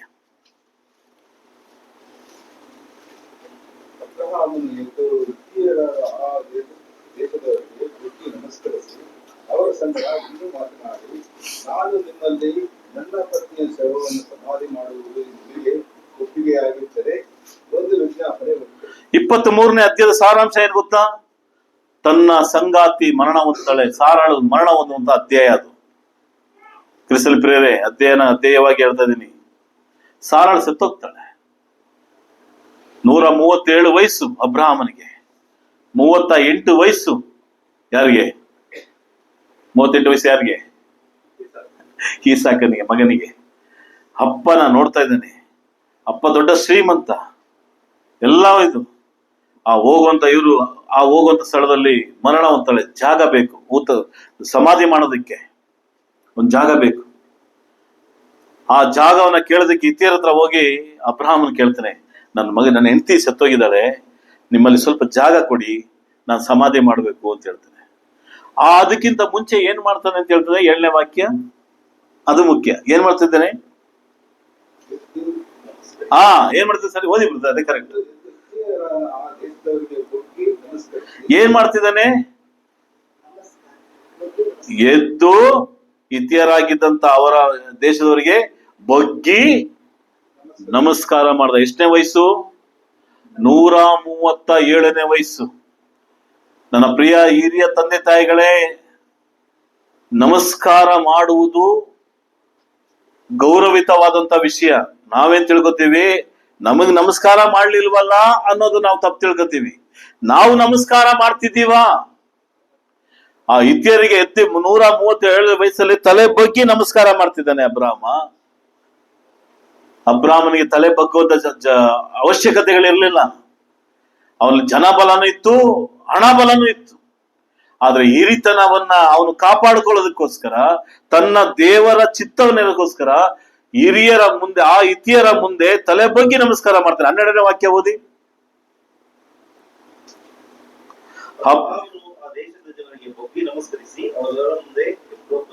ಏನ್ ಮಾಡ್ತಾನೆ? ಮತ್ತೆ ಏನ್ ಮಾಡ್ತಿದ್ದಾನೆ? ಅಬ್ರಾಮ ನಮಸ್ಕಾರ ಮಾಡ್ತಿದ್ದಾನೆ. ಕ್ರಿಸ್ತನ ಪ್ರಿಯರೇ, 137ನೇ ವಯಸ್ಸು, ಮುದುಕನ ವಯಸ್ಸು, ಮುಪ್ಪಿನ ವಯಸ್ಸು. ಅಬ್ರಾಮ ನಮಸ್ಕಾರ ಮಾಡ್ತಿದ್ದಾನೆ. ಅಲ್ಲಿ ಸತ್ತಂತ ತನ್ನ ಮಡತಿಯ ದೇಹ ನಿಂತಿದೆ. ಪಕ್ಕದಲ್ಲಿ ಯಾರು ನೋಡ್ತಿದ್ದಾರೆ? ಇದನ್ನೆಲ್ಲ ಯಾರು ನೋಡ್ತಿದ್ದಾರೆ? ಎತ್ತು ಮಗನಾಗಿರುವಂತ ಈಸಾಕ ನೋಡ್ತಾ ಇದ್ದಾನೆ. ಪ್ರಿಯರೇ, ದಿಸ್ ಈಸ್ ಎ ಕ್ಲಾಸ್. ಇದು ಪಾಠ. ಬೋರ್ಡಲ್ಲಿ ಕುಂತ್ಕೊಂಡು ಬರೆಯೋದಲ್ಲ ನನ್ನ ಮಕ್ಕಳಿಗೆ ಪಾಠ ಹೇಳೋದು, ಕಡ್ಡಿ ಇಟ್ಕೊಂಡಲ್ಲ ಪಾಠ ಹೇಳೋದು. ನಿಮ್ಮ ನಡವಳಿಕೆಗಳು, ನಿಮ್ಮ ಹಾವಭಾವಗಳು, ನಿಮ್ಮ ಮಾತು, ನಿಮ್ಮ ಶ್ರೇಣಿ, ನಿಮ್ಮ ಕ್ರಿಯೆಗಳು ನಿಮ್ಮ ಮಕ್ಕಳಿಗೆ ಪ್ರಬೋಧಿಸ್ತದೆ. ಅವನು ಎದ್ದು ನಿಂತು ನಮಸ್ಕಾರ ಮಾಡೋದನ್ನ ಯಾರು ನೋಡ್ತಾ ಇದ್ದಾರೆ? ಇಲ್ಲಿ ಈಸಾಕ ನೋಡ್ತಿದ್ದಾನೆ. ಅಯ್ಯೋ, ನಮ್ಮಪ್ಪ ಅವ್ರಿಗೋಗಿ ನಮಸ್ಕಾರ ಮಾಡಿದ್ರು. ಯಾವ ತರ ನಮಸ್ಕಾರ? ಸಾಧಾರಣ ನಮಸ್ಕಾರ ಅಲ್ಲ, ತಲೆ ಬಗ್ಗಿ ನಮಸ್ಕಾರ ಮಾಡ್ತಾರೆ. ಯೂದರ ಪ್ರಕಾರ ಗೌರವಿತವಾದಂತ ನಮಸ್ಕಾರವನ್ನ ಮಾಡ್ತಿದ್ದಾನೆ. ಏನಕ್ಕೆ ನಮಸ್ಕಾರ ಮಾಡ್ತಿದ್ದಾನೆ? ತನ್ನ ಮಡತಿಯ ಮರಣದ ಕಾರ್ಯಕ್ಕೋಸ್ಕರ ಮಾಡ್ತಿದ್ದಾನೆ. ನಿಮ್ಮ ಮಕ್ಕಳಿಗೆ ಪಾಠವನ್ನು ಹೇಳ್ಕೊಡ್ಬೇಕು ಪ್ರಿಯರೇ. ಯಾರೋ ಮುಂದೆ ನೀವು ಮಾತಾಡ್ತೀರಿ, ಆ ಮಾತು ನಿಮ್ಮ ಮಕ್ಕಳ ಪಕ್ಕದಲ್ಲಿದ್ದಾಗ ಗಮನ ಇಡ್ತಾರೆ ಅಂತ ಮಾತ್ರ ಮರಿಬೇಡಿ. ನಿಮ್ಮ ಮಾತಿನ ಮೇಲೆ ಹೆಚ್ಚಿನ ಗಮನವನ್ನ ಸಲ್ಲಿಸಬೇಕು. ಆ ಮಾತಿನಲ್ಲಿ ಇರುವಂತ ಪ್ರತಿಯೊಂದು ಅಕ್ಷರಗಳನ್ನ ನಮ್ಮ ಮಕ್ಕಳ ಕಿವಿಗಳಿಗೆ ಹೋಗ್ತದೆ. ನಾ ಹೇಳಿದೆ, ಉದಾಹರಣೆ ಕೊಟ್ಟೆ. ಯಾಕೆ ಮಕ್ಕಳು ಆ ರೀತಿಯಲ್ಲಿದ್ದಾರೆ ಆ ಒಂದು ವಯಸ್ಸಿನಲ್ಲಿ ಅಂದ್ರೆ, ತಮ್ಮ ತಂದೆ ತಾಯಿಗಳ ಮಾತು, ತನ್ನ ತಂದೆ ತಾಯಿಗಳ ನಡವಳಿಕೆ ತನ್ನ ಮಕ್ಕಳ ಮೇಲೆ ಪ್ರಭಾವ ಬೀರ್ತದೆ. ಅವನು ಮಾಡುವಂತ ನೀಚ ಕಾರ್ಯಗಳು, ಅವನು ಮಾಡುವಂತ ತಪ್ಪಾದ ಕಾರ್ಯಗಳು ಮಕ್ಕಳ ಮೇಲೆ ಪ್ರಭಾವ ಬೀರ್ತದೆ. ಆ ಕಾರ್ಯಗಳನ್ನ ಏನ್ ಮಾಡ್ತಾನೆ? ತಂದೆ 35 ವಯಸ್ಸಲ್ಲಿ ಕುಡಿಯೋನು, ಈ ಮಗ 15 ವಯಸ್ಸಲ್ಲಿ ಕುಡಿಯಕ್ಕೆ ಸ್ಟಾರ್ಟ್ ಮಾಡ್ತಾನೆ. ತಂದೆ ಏಕವಚನದಲ್ಲಿ ಮಾತಾಡ್ತಾನೆ, ಅಸಭ್ಯ ಪದಗಳನ್ನು ಉಪಯೋಗಿಸ್ತಾನೆ. ಮಗ 14ನೇ ವಯಸ್ಸಲ್ಲಿ ಆ ಶಬ್ದವನ್ನು ಉಪಯೋಗಿಸ್ತಾನೆ. ತಂದೆ ಯಾರಿಗೋ ಹೊಡೆಯೋದಕ್ಕೆ ಪ್ರಯತ್ನ ಪಡ್ತಾನೆ, ಮಗ ಹೊಡೆಯೋದಕ್ಕೆ ಪ್ರಯತ್ನ ಪಡ್ತಾನೆ. ಕ್ರಿಸ್ತನ ಪ್ರಿಯರೇ, ತಂದೆ ತಾಯಿಗಳಾದಂತ ನಾವು ಗೌರವಯುತವಾದಂತ ಉಪದೇಶ ಮಾಡೋದು ಹೇಗೆ ಅಂದ್ರೆ, ನಾವು ನಮ್ಮ ಮಕ್ಕಳ ಮುಂದೆ ನಡ್ಕೊಳ್ಳುವಂತ ನಡವಳಿಕೆ ಮುಂದೆ ಕಾಣಿಸ್ಕೊತದೆ. ಅಬ್ರಾಮನ್ ಹೇಳ್ತಾನೆ, 2 ಕೈಗಳು ಮುಗ್ದಿ ತಲೆಬಾಗಿ ನಮಸ್ಕಾರ ಮಾಡ್ತಾನೆ. ಆದ್ರೆ ಇಲ್ಲಿ ಏನ್ ನಡೀತದೆ ಗೊತ್ತಾ? ಅವ್ರು ಫ್ರೀ ಆಗಿ ಕೊಡ್ತಾರೆ ಜಾಗ. ನೀವು ಓದಿ ಅದೇ. ಅಯ್ಯೋ, ನಿಮ್ಗಿಲ್ದಿರದ ನೋಡಿ, ಇವಾಗ ಓದಿ 13 ಅಧ್ಯಾಯ ಕಂಟಿನ್ಯೂ ಮಾಡಿ. ಕೊಡಲಿಕ್ಕೆ ಮನಸ್ಸಿದ್ದರೆ ದಯವಿಟ್ಟು ನಾನು ಆಯ್ಕೆ ಮಾಡೋದು ಆ ಭೂಮಿಗೆ ಕ್ರಯವನ್ನು ಕೊಡುತ್ತೇನೆ. ನನ್ನಿಂದ ಕ್ರಯ ತೆಗೆದುಕೊಂಡ್ರೆ ಅದರಲ್ಲಿ ನನ್ನ ಪತ್ನಿಗೆ ಸಮಾಧಿ ಮಾಡುವುದು ಎಂದು ಹೇಳಿದರು. ಅದಕ್ಕೆ ನೀವು ಈ ಕ್ರಯವಾಗಿ ಹಣಕ್ಕೆ ಕೊಟ್ರೆ ಮಾತ್ರ ಮೇಲೆ ನೀವು ಅಂದ್ರೆ ಫ್ರೀಯಾಗಿ ಕೊಡ್ತೀವಿ ಸ್ವಾಮಿ ತಗೊಳ್ಳಿ ನಿಮಗಿಲ್ದಿರದ ಅಂತ ಕೇಳ್ತಾರೆ ಅಬ್ರಾಹ್ಮನಿಗೆ. ಇವು ಎಷ್ಟು ದೊಡ್ಡ ಹಿರಿಯರು ನೀವು, ನಿಮಗಿಲ್ದಿರದ ತಗೊಳ್ಳಿದ ಅವ್ರು ತುಂಬಾ ಕೆನ್ಸ್ತಾರೆ. ಫ್ರೀಯಾಗಿ ಕೊಡ್ತೀನಿ ಜಾಗನ ಅಂತಾರೆ. ಅಬ್ರಾಹ್ಮ ಏನ್ ಮಾಡ್ತಿದ್ದಾನೆ, ಹಣ ಕೊಟ್ರೆ ಹಣಕ್ಕೆ ಮಾತ್ರ ಕೊಟ್ರೆ ಮಾತ್ರ ಏನ್ ಕೊಡ್ಬೇಕು, ನನಗೆ ಜಾಗ ಕೊಡ್ಬೇಕು, ಇಲ್ಲ ಅಂದ್ರೆ ನನಗೆ ಆ ಜಾಗ ಬೇಡ ಅಂತಾನೆ. ನಾವಾದ್ರೆ ಏನ್ ಮಾಡ್ತಿದ್ದೋ, ಪುಕ್ಸಾಟ ತಾನೆ, ಫ್ರೀ ತಾನೆ, ಸಿಕ್ಬಿಡ್ತು ಬಾ, ಉಳಿತು ಕಾಸು. ಎಲ್ಲಿ ಬೆಲೆ ಕಟ್ಟಬೇಕಾಗಿದೆಯೋ ನನ್ನ ಪ್ರಿಯ ಸಹೋದರ ಸಹೋದರೇ, ಅಲ್ಲಿ ಬೆಲೆ ಕೊಟ್ಟು ತಗೋಬೇಕಾಗಿದೆ. ಇದನ್ನ ಯಾರು ನೋಡ್ತಾ ಇದ್ದಾನೆ, ಯಾರು ನೋಡ್ತಾ ಇದ್ದಾರೆ? ತನ್ನ ಮಗ ನೋಡ್ತಾ ಇದ್ದಾನೆ ತಂದೆಯ ಕಾರ್ಯಗಳನ್ನ. ಈಸಿಯಾಗಿ ಅವ್ರು ಹೇಳ್ತಾರೆ ಮೇಲಿನ ವಾಕ್ಯಗಳು ಹೋದ್ರೆ, ನಿಮ್ ಸ್ವಂತವಾಗಿ ತಗೊಳ್ಳಿ, ಎಷ್ಟು ಬೇಗ ತಗೊಳ್ಳಿ ಅಂತಾರೆ. ಆದ್ರೆ ಅಬ್ರಾಹ್ಮ ನನ್ಗೆ ಅದ್ ಬೇಕಾಗಿಲ್ಲ, ನಿಮ್ ಕೈ ಮುಗಿದು ನಮಸ್ಕಾರ ಮಾಡ್ತೀನಿ, ನಾನು ದುಡ್ಡು ಕೊಡ್ತೀನಿ, ಇದ್ರೆ ಕೊಡಿ, ಇಲ್ಲಾಂದ್ರೆ ಬೇಡ ಅಂತ. ಹಂಗದ ಅರ್ಥ ಏನು, ನನಗೆ ಈ ಒಂದು ಜಾಗವು ನನ್ನ ಪತ್ನಿಯ ಸಮಾಧಿಗೆ ಫ್ರೀಯಾಗಿ ಬೇಡ, ನನ್ನ ಹಣ ಇದೆ, ನಾನು ಕೊಡ್ತೀನಿ, ಬೆಲೆ ಅದಕ್ಕೆ ವ್ಯಾಲ್ಯೂ ಇದೆ ಅಲ್ವಾ, ಒಂದು ವ್ಯಾಲ್ಯೂ ಇದೆ ಅಲ್ವಾ, ಆ ವ್ಯಾಲ್ಯೂ ಕೊಡ್ಲೇಬೇಕಲ್ವಾ. ನಾವ್ ವ್ಯಾಲ್ಯೂ ಕೊಡದೆ ಹಾಗೆ ಕತ್ಕೊಬಿಟ್ರೆ, ಹಾಗೆ ಕಸ್ಕೊಬಿಟ್ರೆ ಅವ್ರ ಹತ್ರ, ಅವ್ರೇನೋ ಕೊಡ್ತಾರೆ. ನಮಗೆ ಮನಸ್ಸಾಕ್ಷಿ ಅನ್ನೋದು ಇದೆಯಲ್ವಾ ಕ್ರಿಸ್ತನ ಪ್ರಿಯರೇ. ನಮ್ಮ ಬದುಕಲ್ಲಿ ತುಂಬಾ ವಿಷಯ, ತುಂಬಾ ಮುಖ್ಯವಾದಂತ ವಿಷಯ. ಯಾವ ವಿಷಯವನ್ನು ಕತ್ಕೊಳಕ್ ಹೋಗ್ಬೇಡಿ, ಯಾವ ವಿಷಯ ಕಸ್ಕೊಳಕ್ ಹೋಗ್ಬೇಡಿ. ಅದು ಅವ್ರದ್ದು ಕೊಟ್ಬಿಡಿ. ಅವ್ರು ಹೇಳ್ತಿದ್ದೇನೆ ನನಗ್ ಬೇಡ, ನೀವು ಫ್ರೀಯಾಗಿ ತಗೊಳ್ಳಿ ಅಂತಿದ್ದೇನೆ. ದುಡ್ಡು ಕೊಟ್ರೆ ತಗತ್ತೀನಿ. ಕೆಳಗಡೆ ವಾಕ್ಯ 14ನೇ ವಾಕ್ಯ. ಅದಕ್ಕೆ ಸ್ವಾಮಿ ನನ್ನ ಮಾತನ್ನು ಲಾಲಿಸು, 400 ರೂಪಾಯಿ ಬಾಳುವ ಭೂಮಿಯ ವಿಷಯದಲ್ಲಿ ನಿನಗೂ ನನಗೂ ವಿವಾದವೇನಕ್ಕೆ, ಸಮಾಧಿ ಮಾಡಬಹುದು. ಅಬ್ರಹಾಮನು ಎಫ್ರೋನನ ಮಾತಿಗೆ ಹೋಗಿದ್ದನು. ಎಫ್ರೋನನು ಹಿತ್ತಿಯರ ಎದುರಲ್ಲಿ ಹಿಡಿದ 400 ರೂಪಾಯಿಗಳನ್ನು ಅಬ್ರಹಾಮನು ಎಷ್ಟಕ್ಕೆ ಸೇಲ್ ಆಯ್ತು, ಎಷ್ಟಕ್ಕೆ ಜಾಗ ಇಸ್ಕೊಂಡ್ರು? 400 ರೂಪಾಯಿ, 400 ಬೆಳ್ಳಿ ನಾಣ್ಯಗಳಿಗೆ. ಅದ್ರ ವ್ಯಾಲ್ಯೂ ಏನಿದೆ ಅದು ಕೊಟ್ಬಿಟ್ಟ ಅಬ್ರಹಾಮ. ಯಾರದೇ ಆಗಿರ್ಲಿ ಪ್ರಿಯರೇ, ಏನೇ ಆಗಿರ್ಲಿ, ನಮ್ಮ ಮಕ್ಕಳು ನೋಡ್ತಾ ಇದಾರೆ ಅಂತ ಮಾತಾಡ್ತೀವಿ. ಇವತ್ತು ಎಷ್ಟೋ ಜನ, ಎಷ್ಟೋ ಕಡೆಯಲ್ಲಿ, ಅನೇಕ ನಮ್ಮ ಮಾದೇಪುರದಲ್ಲಿ ಸುಮಾರು ಕಡೆ ನಡೀತದೆ. ತಂದೆ ತಾಯಿಗಳು ಏನೋ ಗೊತ್ತಿಲ್ಲದೆ ಕೊಟ್ಬಿಟ್ರಂತೆ, ಅದ್ರ ಮೇಲೆ ಏನ್ ಮಾಡ್ತಾರೆ, ರಿಟರ್ನ್ ಕೇಸ್. ಮಕ್ಕಳು ಹೆಣ್ಮಕ್ಳ ಮೇಲೆ ಕೇಸ್ ಹಾಕಿ ಆ ಜಾಗವನ್ನ ಅವ್ರು ಕಷ್ಟಪಟ್ಟಿರ್ತಾರೆ. ಒಂದು ಕುಟುಂಬನ ನೋಡಿ, ತಮಿಳುನಾಡಿನಲ್ಲಿ ಬಂದಂತ ಒಂದು ಕುಟುಂಬ ರಿಟೈರ್ಡ್ ಕಾಸನ್ನ ಆ ಜಾಗಕ್ಕೆ ಹಾಕಿದ್ರು. ಆ ಜಾಗಕ್ಕೆ ಇನ್ನೇನು ಅವರು ಸ್ವಲ್ಪ ಇನ್ನು ಕಾಂಪೌಂಡ್ ಗಿಂಪೌಂಡ್ ಏನು ಕಟ್ಟಿರಲ್ಲ, ಹಾಗೆ ಬಿಟ್ಬಿಟ್ಟಿದ್ರು. ಕಾಂಪೌಂಡ್ ಕಟ್ಟಕ್ಕೆ ಸ್ವಲ್ಪ ಹಣವನ್ನ ರೆಡಿ ಮಾಡ್ಕೊಂಡ್ ಬರ್ತಾನೆ. ಇಬ್ರು ರಿಟೈರ್ಡ್ ಟೀಚರ್ಸ್ ಕಟ್ಟೋದಕ್ಕೆ ಬಿಡ್ಲಿಲ್ಲ. ಕೊನೆಗೆ ಅವ್ರ ಮೂಲಕ ಕೇಸ್ ಹಾಕಿ ಏನೇನೋ ಮಾಡಿ, ಆ ಹೆಣ್ಮಕ್ಳಿಂದ ಕೇಸ್ ಹಾಕಿ ಹೇಗೋ ಮಾಡಿ, ಅದು ಎಷ್ಟು ಮಟ್ಟಿಗೆ ಅವ್ರು ತಗೊಂಡದ್ದು ಏನೋ ಕಮ್ಮಿ ಇರ್ಬೋದು, ಆಗ ತಗೊಂಡ್ರು ಒಂದು 25 ವರ್ಷ 30 ವರ್ಷ ಹಿಂದೆ. ಕೊನೆಗೆ ಅವ್ರಿಗೆ ಆ ಜಾಗನೇ ಸಿಗ್ಲಿಲ್ಲ. ಕೊನೆಗೆ ಇಬ್ರು ಸಹ ಹಳೆಯ ಡಾಕ್ಯುಮೆಂಟ್ಸ್ ಅದೆಲ್ಲರ ಮುಂದೆ ಹತ್ಬಿಟ್ಟು ರಿಟೈರ್ಡ್ ಆದಂತ ಟೀಚರ್ ಕಣ್ಣೀರ್ ಹಾಕೊಂಡು ಹೋಗಿದಂತ ಸನ್ನಿವೇಶ ನೋಡಿದ್ದೀನಿ.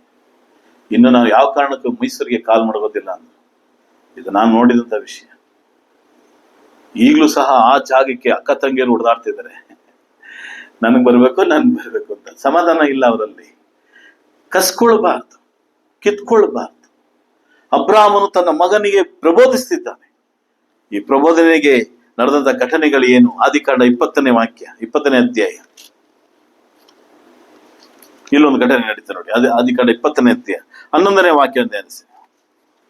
ಅದಕ್ಕೆ ಅಬ್ರಹಾಮನು, ಈ ಸ್ಥಳದವರು ದೇವರ ಭಯವಿಲ್ಲದವರಾಗಿ ನನ್ನ ಹೆಂಡತಿ ನಿಮಿತ್ತ ನನ್ನನ್ನು ಕೊಂದಾರೆಂದು ನೆನೆಸಿದನು. ಇಲ್ಲೊಂದು ಸಂದರ್ಭ ನಡೀತೆ. ಅಬ್ರಾಹ್ಮನ ಹೆಂಡತಿಯನ್ನ 2 ಸಾರಿ ಅವರು ಅಲ್ಲಿರುವಂತ ಜನರು ಕಿಡ್ನಾಪ್ ಮಾಡ್ಕೊಂಡು ಹೋದೆ, ಅರೆಸ್ಟ್ ಮಾಡ್ಕೊಂಡು ಹೋಗ್ತಾರೆ.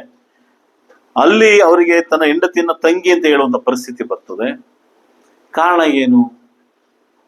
ತನ್ನ ಮಗ ನೋಡ್ತಾ ಇದ್ದಾನೆ, ಏನ ಅಪ್ಪ ವೈಫ್ನ ಬಂದ್ಬಿಟ್ಟು ಹೆಂಡತಿನ ಬಂದು ತಂಗಿ ಅಂತ ಹೇಳ್ತಾರೆ ಅಂದಾಗ ಅಲ್ಲಿ ವಾಕ್ಯ ಗಮನಾಳಿ.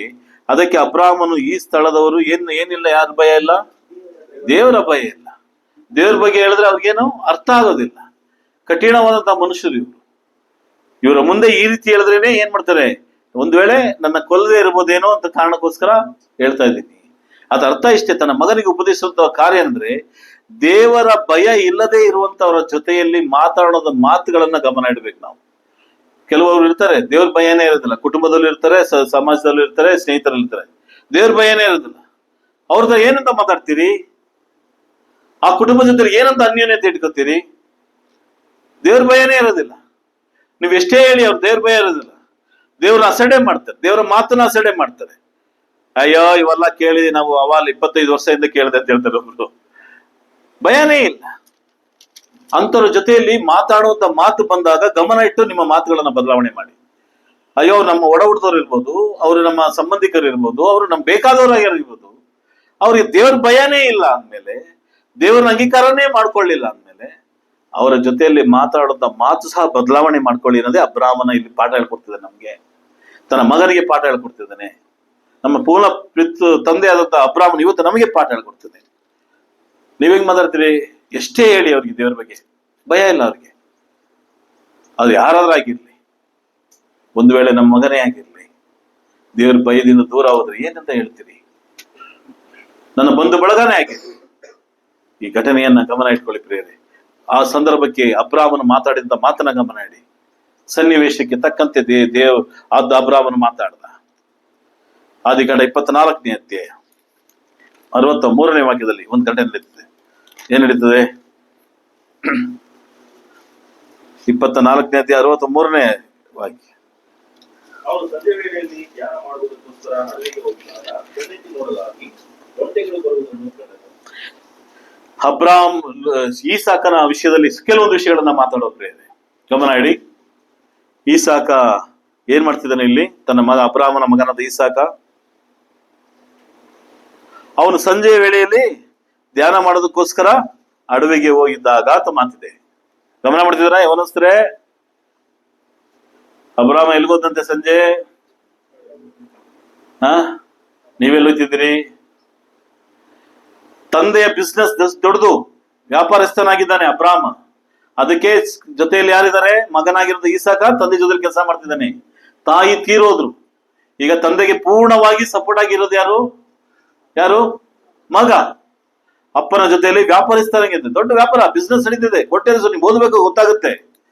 ಅಪ್ಪನ ಜೊತೆಯಲ್ಲಿ ಬೆಳಿಗ್ಗೆಯಿಂದ ಸಂಜೆ ಗಂಟ ತಂದೆಯ ಜೊತೆಯಲ್ಲಿ ವ್ಯಾಪಾರದಲ್ಲೂ ಕುಟುಂಬದ ಕೆಲಸದಲ್ಲೂ ಎಲ್ಲಾ ಕೆಲಸಗಳನ್ನು ಯೋಗಕ್ಷೇಮಗಳನ್ನ ಅಪ್ಪ ಮುಪ್ಪಿನ ವಯಸ್ಸಾಗೋಯ್ತು. ಎಲ್ಲವನ್ನ ಜಾಗೃತೆಯಿಂದ ನೋಡ್ಕೊತಿದ್ದಾನೆ. ಸಂಜೆ ಆತನಿಗೆ ವಿಶ್ರಾಂತಿ ಸಿಕ್ಕಿದಾಗ ಸಂಜೆ ಸಮಯದಲ್ಲಿ ಎಲ್ಲಿಗೆ ಹೋಗ್ತಿದ್ದಾನೆ? ಡಿವೈನ್ ಹೋಗ್ತಿದ್ದಾನೆ, ಧ್ಯಾನ ಮಾಡಕ್ ಹೋಗ್ತಿದ್ದಾನೆ, ದೇವ್ರ ಹತ್ರ ಪ್ರಾರ್ಥನೆಗೆ ಹೋಗ್ತಿದ್ದಾನೆ. ನಿಮ್ಮ ತಂದೆ ತಾಯಿಗಳ ಜವಾಬ್ದಾರಿಕೆಗಳನ್ನು ಯಾವತ್ತು ನಿಮ್ಮ ಕೈಗೆ ಬರ್ತದೋ ನನ್ನ ಪ್ರಿಯ ಹೋಲಿಸ್ತಾರೆ, ನೀವು ಮಾಡಬೇಕಾದ ಕಾರ್ಯಗಳು ಏನು ಗೊತ್ತಾ? ಹೆಚ್ಚಾಗಿ ನಿಮ್ಮ ತಂದೆ ತಾಯಿಗಳ ಜವಾಬ್ದಾರಿಕೆಗಳನ್ನ ನಿಮ್ಮ ಕೈಯಲ್ಲಿ ತಗೋಬೇಕು. ಈಸಾಕ ತಗೊಂಡ. ತಂದೆ ಮುಪ್ಪಿನ ವಯಸ್ಸು, ತಾಯಿ ಮರಣ, ಇವನಿಗೆ 40 ವಯಸ್ಸು ಹತ್ತತ್ರ ಆಯ್ತು. ಇವನ ಬದುಕು ಇನ್ನೂ ಸಹ ರೂಪಿಸ್ಕೊಂಡಿಲ್ಲ, ಇನ್ನು ಮದುವೆ ಆಗಿಲ್ಲ. ಈಗೇನ್ ಮಾಡ್ಬೇಕು? ಏನಂದ್ರೆ ಲಗಾಮ್ ಬಿಟ್ಟಿದ್ ಕುದುರೆ ತರ ಓಡ್ಬಿಡೋದಾ? ಎಲ್ಲಿ ಬೇಕಾದ್ರೂ ಓಡ್ಬೋದಾ? ಈಸಾಕ 40 ವಯಸ್ಸು ಓಡ್ಬೋದಾಗಿತ್ತು. ಕೈಯಲ್ಲಿ ಏನಿದೆ ಈಸಾಕನ ಕೈಯಲ್ಲಿ? ಏನಿದೆ? ಹಣ ಇದೆ, ಅಂತಸ್ತಿದೆ, ಏನ್ ಬೇಕಾದ್ರೂ ಅವನು ಜೀವನವನ್ನ ಕಲಿಬಹುದಾಗಿತ್ತು. ಒಂದೊಂದು ದಿನಾನು ತಂದೆಯ ಬೋಧನೆಯನ್ನ ಕೇಳಿ, ತಾಯಿಯ ಉಪದೇಶವನ್ನ ಕೇಳದಂತ ಈಸಾಕ ತಂದೆಯ ಜೊತೆಯಲ್ಲಿ ಆತನು ಬೆಳಗಿನಿಂದ ಸಂಜೆ ಗಂಟ ಇರ್ತಾನೆ. ಸಂಜೆ ಆದ್ಮೇಲೆ ಫ್ರೆಂಡ್ಸ್ಗಳ ಜೊತೆಯಲ್ಲೂ ಅವ್ರಗಳ ಜೊತೆಯಲ್ಲೂ ಎಂಟರ್ಟೈನ್ಮೆಂಟ್ ಎಲ್ಲ ಮಾಡ್ಲಿಲ್ಲ. ಏನ್ ಮಾಡ್ದಂತೆ? ನೀವ್ ಹೇಳ್ತಾ ಇರೋದು ಕ್ರಿಸ್ತ ಪೂರ್ವ ಕಥೆ ಹೇಳ್ತಾ ಇದ್ದೀರಾ ಅಂತೀರ, ಹೇಳ್ಬೋದು ಅಲ್ವಾ? ಹಂಗಿದ್ರೆ ನಿಮ್ಮ ಬಾಯಲ್ಲಿ ಬರೋದು ಕ್ರಿಸ್ತ ಪೂರ್ವದಲ್ಲೂ ಪಾಪಗಳಿತ್ತು, ಗೊತ್ತಾ? ಇತ್ತಾ ಇಲ್ವಾ? ಲೋತನ ಕುಟುಂಬ ಇದ್ದಂತ ಸೊದೋಮ್ ಗೊಮೋರದಲ್ಲಿ ಪಾಪಗಳಿತ್ತ? ಅವಾಗ ಅವ್ರ ಪೂರ್ವದಲ್ಲಿ ಇದ್ದಂತ ಕ್ರಿಸ್ತ ಪೂರ್ವದವರು ಅಲ್ವಾ? 5ನೇ ಅಧ್ಯಾಯದಲ್ಲಿ ದೇವರು ಜಲಪ್ರಳಯ ಮಾಡೋಕೆ ಮುಂಚೆ ಅಲ್ಲಿ ಪಾಪಗಳು ತುಂಬಿ ತುಳುಕ್ತಿಲ್ವಾ? ಎಲ್ಲ ಇತ್ತು, ಎಂಟರ್ಟೈನ್ಮೆಂಟ್ ಎಲ್ಲ ಇತ್ತು, ಅವ್ರಿಗೂ ಇತ್ತು. ಅವ್ರಿಗೆ ತಕ್ಕಂತೆ ಎಂಟರ್ಟೈನ್ಮೆಂಟ್, ನಮ್ಗೆ ತಕ್ಕಂತೆ ಎಂಟರ್ಟೈನ್ಮೆಂಟ್. ನಮಗೆ ನಮ್ ಕೈಲಿ ಇವತ್ತು ಮೊಬೈಲ್ ಇದೆ, ಟೆಕ್ನಾಲಜಿ ಬೆಳೆದಿದೆ. ಅವತ್ತು ಆ ಟೆಕ್ನಾಲಜಿ ಬೆಳೆದಿತ್ತು. ಯಾಕೆ ಈಸಾಕ್ ಹೋಗ್ಲಿಲ್ಲ? ಈಸಾಕನು ತಂದೆಯ ಉಪದೇಶವನ್ನ ಕೇಳಿದವನಾಗಿದ್ದಂತ, ತಂದೆಯ ಮಾದರಿಯ ಪ್ರಕಾರ ನಡೆದ. ತಂದೆ ಬೆಳಿಗ್ಗೆನೆಲ್ಲ ವ್ಯಾಪಾರ ಮಾಡಿ ಸಂಜೆಯಲ್ಲಿ ಅವತನ್ನು ಧ್ಯಾನ ಮಾಡ್ತಿದ್ದ. ಅದನ್ನೇ ಯಾರು ಫಾಲೋ ಮಾಡಿದ್ದು? ಈಸಾಕ ಫಾಲೋ ಮಾಡ್ದ. ಇವತ್ತು ನಾವು ಫಾಲೋ ಮಾಡ್ತೀವ? ತಂದೆ ಪ್ರಕಾರನೇ, ತಾಯಿಯ ಪ್ರಕಾರನೇ ಫಾಲೋ ಮಾಡ್ತೀವ? ನಿಮ್ಮ ತಾಯಂದ್ರ ಕೇಳಿ, ಅಮ್ಮ ನನ್ನ ವಯಸ್ಸಲ್ಲಿ ನೀನೇನ್ ಮಾಡ್ತಿದ್ದೆ ಅಂತ ಕೇಳಿ. ಅಮ್ಮ ನನ್ನ ವಯಸ್ಸಲ್ಲಿ, ಅಪ್ಪ ನನ್ನ ವಯಸ್ಸಲ್ಲಿ ನೀವೇನ್ ಮಾಡ್ತಿದ್ರಿ ಅಂತ ಕೇಳಿ. ಕೆಲವೊಂದು ವಿಷಯಗಳು ಹೇಳ್ತಾರೆ ಅವರು. ಆ ವಿಷಯಗಳನ್ನ ಅಸಡ್ಡೆ ಮಾಡಬೇಡಿ ನನ್ನ ಪ್ರಿಯ ಸಹೋದರ ಸಹೋದರಿಯರೇ, ಯೌವನಸ್ಥರೇ. ಅದನ್ನ ಕೇಳಿ ಅವ್ರು ಪಟ್ಟಂತ ಕಷ್ಟಗಳನ್ನ ಹೇಳ್ತಾರೆ, ಇಲ್ಲಾಂದ್ರೆ ಅವರ ತಂದೆ ತಾಯಿಗಳು ಪಟ್ಟಂತ ಕಷ್ಟಗಳನ್ನ ಹೇಳ್ತಾರೆ. ನಮಗೆ ಅವತ್ತಿನ ಊಟದ ಪರಿಸ್ಥಿತಿ ಹಿಂಗಿತ್ತು, ನಮಗೆ ಹಾಕೊಳ್ಳೋದಕ್ಕೆ ಬಟ್ಟೆದ ಪರಿಸ್ಥಿತಿ ಹೆಂಗಿತ್ತು, ನಾವು ಏನಿದ್ರು ತಿಂತಾ ಇದ್ದು, ಹೇಗಿದ್ರು ತಿಂತಾ ಇದ್ದು. ಇವತ್ತು ಹಂಗಲ್ಲ ಮಕ್ಕಳಿಗೆ. ಬೆಳಗಿನ ನಾಷ್ಟ ಮಧ್ಯಾಹ್ನ ತಿನ್ನೋದಿಲ್ಲ, ನಾಳೆ ಮಾಡಿದ ಒಂದೇ ನಾಷ್ಟ 2 ದಿವಸ ಮಾಡೋದು, 2ನೇ ದಿವಸ ನಾಷ್ಟ ಮಾಡೋದಿಲ್ಲ.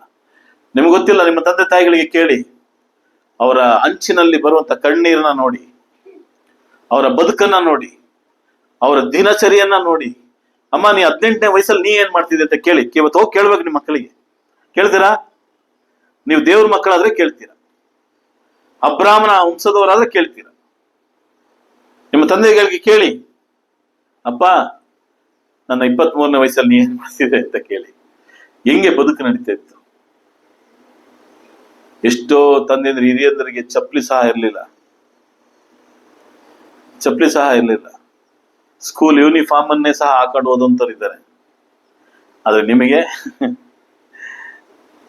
ದೇವ್ರು ಎಷ್ಟು ಆಶೀರ್ವಾದ ಕೊಟ್ಟಿದ್ದಾನಲ್ವಾ. ದೇವ್ರು ನಮ್ಗೆ ಸ್ತೋತ್ರ ಹೇಳ್ತಾ ಇದ್ದೀರಾ. ಅಬ್ರಾಹ್ಮನನ್ನ ಫಾಲೋ ಮಾಡಿದ್ದು ಈಸಾಕ್. ಇವತ್ತು ಅಬ್ರಾಹ್ಮನನ್ನ, ಈಸಾಕನನ್ನ ಫಾಲೋ ಮಾಡ್ಬೇಕಂತ ನಮ್ಮ ಜವಾಬ್ದಾರಿ. ಯಾವುದಕ್ಕೂ ಹಾಸ್ಯಾಸ್ಪದವಾದಂತಹ ನಗು ಇರಬಾರ್ದು ನಿಮ್ಮಲ್ಲಿ. ನಿಮ್ಮ ತಂದೆಯ, ನಿಮ್ಮ ತಾಯಿಯ ಬದುಕಿನಲ್ಲಿ ನಡೆದಂತ, ಇಲ್ಲ ನಿಮ್ಮ ತಂದೆ ತಾಯಿಗಳ, ಅವರ ತಂದೆ ತಾಯಿಗಳ ಬದುಕಿನಲ್ಲಿ ನಡೆದಂತ ವಿಷಯಗಳು ನಿಮ್ಮ ಕಿವಿಗೆ ಬಂದಾಗ ಯಾರು ಸಹ ಹಾಸ್ಯವಾಗಿ ನಡೆಯಕ್ಕೆ ಹೋಗ್ಬೇಡಿ. ಒಂದ್ ವೇಳೆ ಅದು ನಿಮ್ಗೆ ಕೇಳೋದಕ್ಕೆ ಕಹಿಯಾಗಿದ್ರು ಸಹ, ಅದು ಒಂದ್ ವೇಳೆ ನೋವಾಗಿದ್ರು ಸಹ, ಅದನ್ನ ಸ್ವೀಕಾರ ಮಾಡುವಂತ ಹೃದಯವಾಗಿರ್ಬೇಕು ನೀವೆಲ್ಲ. ಇಲ್ಲ ಅಂದ್ರೆ ಹಾಸ್ಯವಾಗಿದ್ರೆ, ಯಾಕಂದ್ರೆ ನಿಮ್ಮ ಬದುಕು ಬೇರೆ ರೀತಿಯಲ್ಲಿದೆ. ನಿಮ್ಮ ಟೆಕ್ನಾಲಜಿ ಹೇಳದಲ್ಲ, ಈಗಿನ ಟೆಕ್ನಾಲಜಿ ಬೇರೆ ರೀತಿಯಲ್ಲಿದೆ. ಅಯ್ಯೋ ಇದನ್ನೆಲ್ಲ ಯಾರು ಕೇಳ್ತಾರೆ ಅಂತ ಹೇಳಕ್ ಹೋಗ್ಬೇಡಿ ನನ್ನ ಪ್ರಿಯ ಸೋದರೇ. ಅಬ್ರಾಹ್ಮ ತನ್ನ ಮಗನಿಗೆ ಉಪದೇಶ ಮಾಡ್ದ. ಯಾರು ಹೇಳಿದದನ್ನ ಉಪದೇಶ ಮಾಡ್ದ ಅಂತ ನಾನು ಹೇಳ್ತಾ ಇದ್ದೀನ? ಯಾರು ಹೇಳಿದದು? 18ನೇ ಅಧ್ಯಾಯದ 19ನೇ ವಾಕ್ಯದಲ್ಲಿ ಏನ್ ಹೇಳ್ತಾನೆ ದೇವರು? ಈತನು ತನ್ನ ನೀತಿ ನ್ಯಾಯ ಯೆಹೋವನ ಮಾರ್ಗವನ್ನು ಪ್ರಬೋಧಿಸೋದಕ್ಕೋಸ್ಕರ ಆದುಕೊಂಡಿದ್ದೇನೆ ಅಂತ ಯಾರು ಹೇಳಿದ್ದು? ಹಾಗಾದ್ರೆ ಈತನಿಗೆ ಉಪದೇಶ ಮಾಡಿದ್ ಯಾರು? ಸಂಜೆ ಮೇಲೆ ಹೋಗ್ಬಿಟ್ಟು ನೀನು ಧ್ಯಾನ ಮಾಡಪ್ಪ, ಬೆಳಗ್ಗೆಯಿಂದ ಸಂಜೆಗಳ ನನ್ನ ಜೊತೆ ಬಿಸ್ನೆಸ್ ನೋಡ್ಕೊಳ್ಳೋ ಮತ್ತೆ ಹೇಳಿದವ್ರು ಯಾರು? ಈಸಾಕನಿಗೆ. ಈಸ್ ಅ ಫಾದರ್, ಆತನ ತಂದೆ, ಆತನ ತಾಯಿ. 63ನೇ ವಾಕ್ಯ, ಸಾರಿ, ಇದಕ್ಕೆ ಒಂದು ಕನೆಕ್ಟಿಂಗ್ ವರ್ಡ್ ಒಂದು ನೋಡುವ ಪ್ರೇರೆ. ಯೋಬ ಒಂದು ಮಾತಂತ ನೋಡಿ, 15ನೇ ಅಧ್ಯಾಯದ 4ನೇ ವಾಕ್ಯ.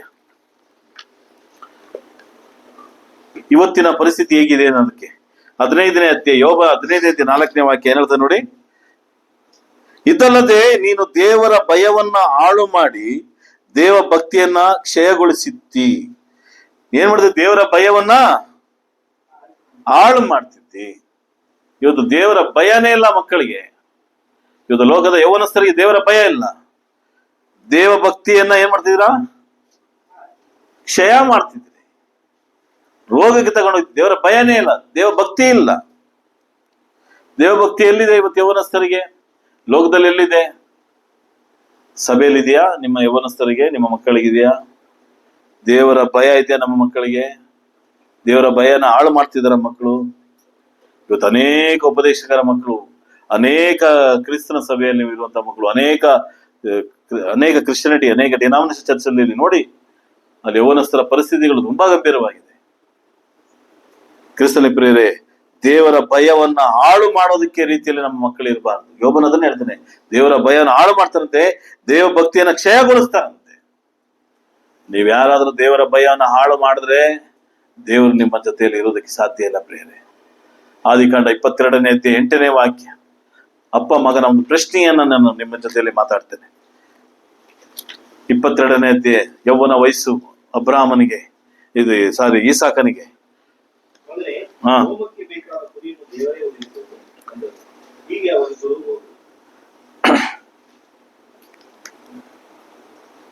ಇಲ್ಲಿ ಏನ್ ನಡೀತದೆ? ಈ ಘಟನೆ ಏನ್ ಗೊತ್ತಾ?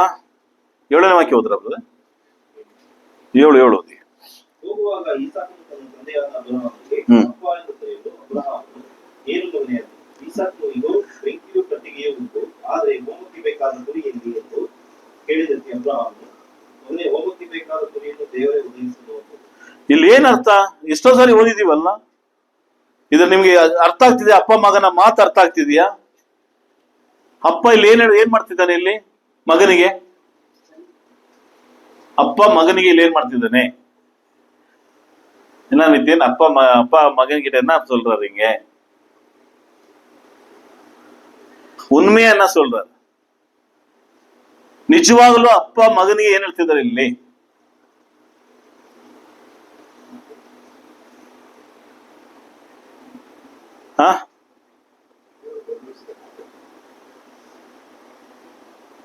ಎರಡನೇ ವಾಕ್ಯ ಓದಿ. ನಿನಗೆ ಪ್ರಿಯನಾಗಿರುವ ಒಬ್ಬನೇ ಮಗನಾದ ಇಸಾಕನನ್ನು ತೆಗೆದುಕೊಂಡು ಮೋರಿಯ ದೇಶಕ್ಕೆ ಹೋಗಿ ಅಲ್ಲಿ ಅವನನ್ನು ನಾನು ಹೇಳುವ ಒಂದು ಬೆಟ್ಟದ ಮೇಲೆ ಸರ್ವಾಂಗವಾಗಿ ಅರ್ಪಿಸಬೇಕು. ದೇವರು ಹೇಳಿದ ಅಬ್ರಾಹ್ಮನಿಗೆ ಏನು? ನಿನ್ನ ಪ್ರಿಯನಾಗಿದ್ದ ಒಬ್ಬನೇ ಮಗನನ್ನ ಏನ್ ಮಾಡ್ಬೇಕು? ಬಲಿಯಾಗಿ ನನಗೆ ಒಪ್ಪಿಸ್ಬೇಕು. ಇಲ್ಲಿ 7ನೇ ವಾಕ್ಯದ ಪ್ರಶ್ನೆಯಲ್ಲಿ ಅಬ್ರಾಹ್ಮ ತನ್ನ ಮಗನಿಗೆ ಹೇಳ್ತಾರಂತ ಮಾತೇನು? ಸುಳ್ಳ ನಿಜಾನ?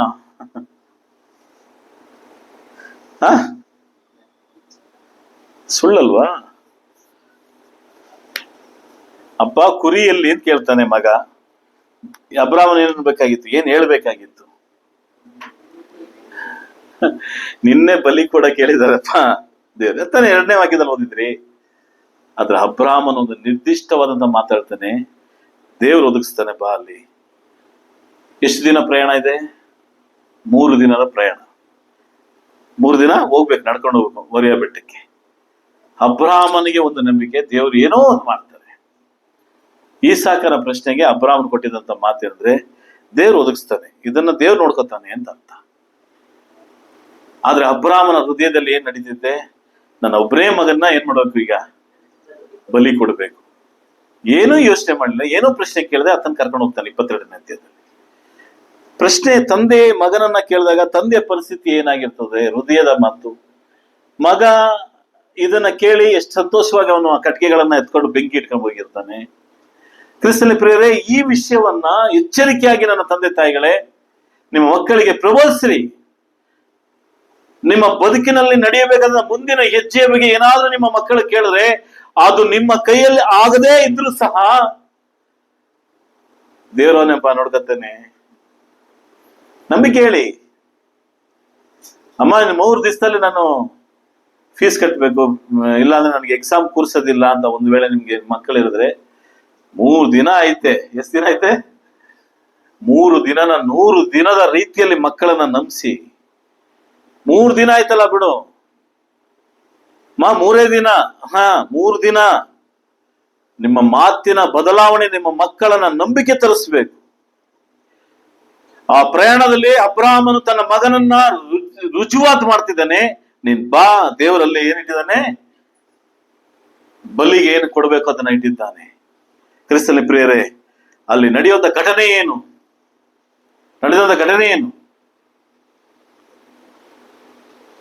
ಈಗ ಅಬ್ರಾಹ್ಮನು ಈಸಾಕನಿಗೆ ಹೇಳಿರೋದಿಲ್ವಾ? ಏನಂತ ಹೇಳಿರೋದಿಲ್ಲ? ನೋಡಪ್ಪ, ನಿನ್ನ ಸಂತತಿ ಮೂಲಕ ದೇವರು ಆಕಾಶವನ್ನ ತೋರಿಸಿದ್ದಾನೆ. ನಿನ್ನ ಸಂತತಿಯ ಮೂಲಕ ಎಲ್ಲಿ 15ನೇ ಅಧ್ಯಾಯದಲ್ಲಿ ತೋರಿಸಿದಾನಲ್ವಾ? ನಿನ್ನ ಸಂತತಿ ಮೂಲಕ, ನನ್ನ ಸಂತತಿ ಮೂಲಕ, ನನಗೆ ಒಬ್ಬನೇ ಮಗ ಈಸಾಕ, ನಿನ್ನಿಂದ ಏನ್ ನೋಡ್ತಾನೆ? ಆಕಾಶದಷ್ಟು ನಕ್ಷತ್ರಗಳು, ಸಮುದ್ರದಲ್ಲಿರುವಂತ ಭೂಮಿಯಲ್ಲಿರುವಂತ ಮರಳಷ್ಟು ಕೊಡ್ತಾರೆ ಅಂತ ಹೇಳಿದಾನೆ ಅಲ್ವಾ? ಅದು ಮಗನಿಗೆ ಹೇಳಿರ್ತಾನೆ ಅಲ್ವಾ? ಈಗ ಮಗ ಪ್ರಶ್ನೆ ಕೇಳಿದ್ರೆ ಏನ್ ಹೇಳಿರ್ಬೇಕು? ಆ ಪ್ರಶ್ನೆನೇ ಅದಕ್ಕೆ ಅರ್ಥ. ದೇವರಲ್ಲಿ ಒದಗಿಸ್ತಾನೆ ಅಂತ ನಿಮ್ಗೆ ಅರ್ಥ ಆಗ್ತಿದೆಯೇನೋ ಗೊತ್ತಾಗ್ಲಿಲ್ಲ. ಅದನ್ನ ಯಾರು ಹೇಳ್ತಾರೆ ಗೊತ್ತಾ? ಇಬ್ರಿಯ ಗ್ರಂಥಗಾರ ಹೇಳ್ತಾರೆ. ನೋಡಿ, ನೀವು ತಿಳಿಸ್ಕೊಳ್ಳಿ. ಇಬ್ರಿಯ 11ನೇ ಅಧ್ಯಾಯ. ಮತ್ತೆ ನಾ ಇಲ್ಲಿಗೆ ಬರ್ತಾನೆ. Hebrews chapter 11. ಇಬ್ರಿಯ ಬರಹಗಾರ ಹೇಳ್ತಾನೆ 18ನೇ ವಾಕ್ಯ. ಅಬ್ರಾಹ್ಮನು ಪರಿಶೋಧಿತನಾದ ನಂಬಿಕೆಯಿಂದಲೇ ಈಸಾಕನು ಸಮರ್ಪಿಸಿದನು.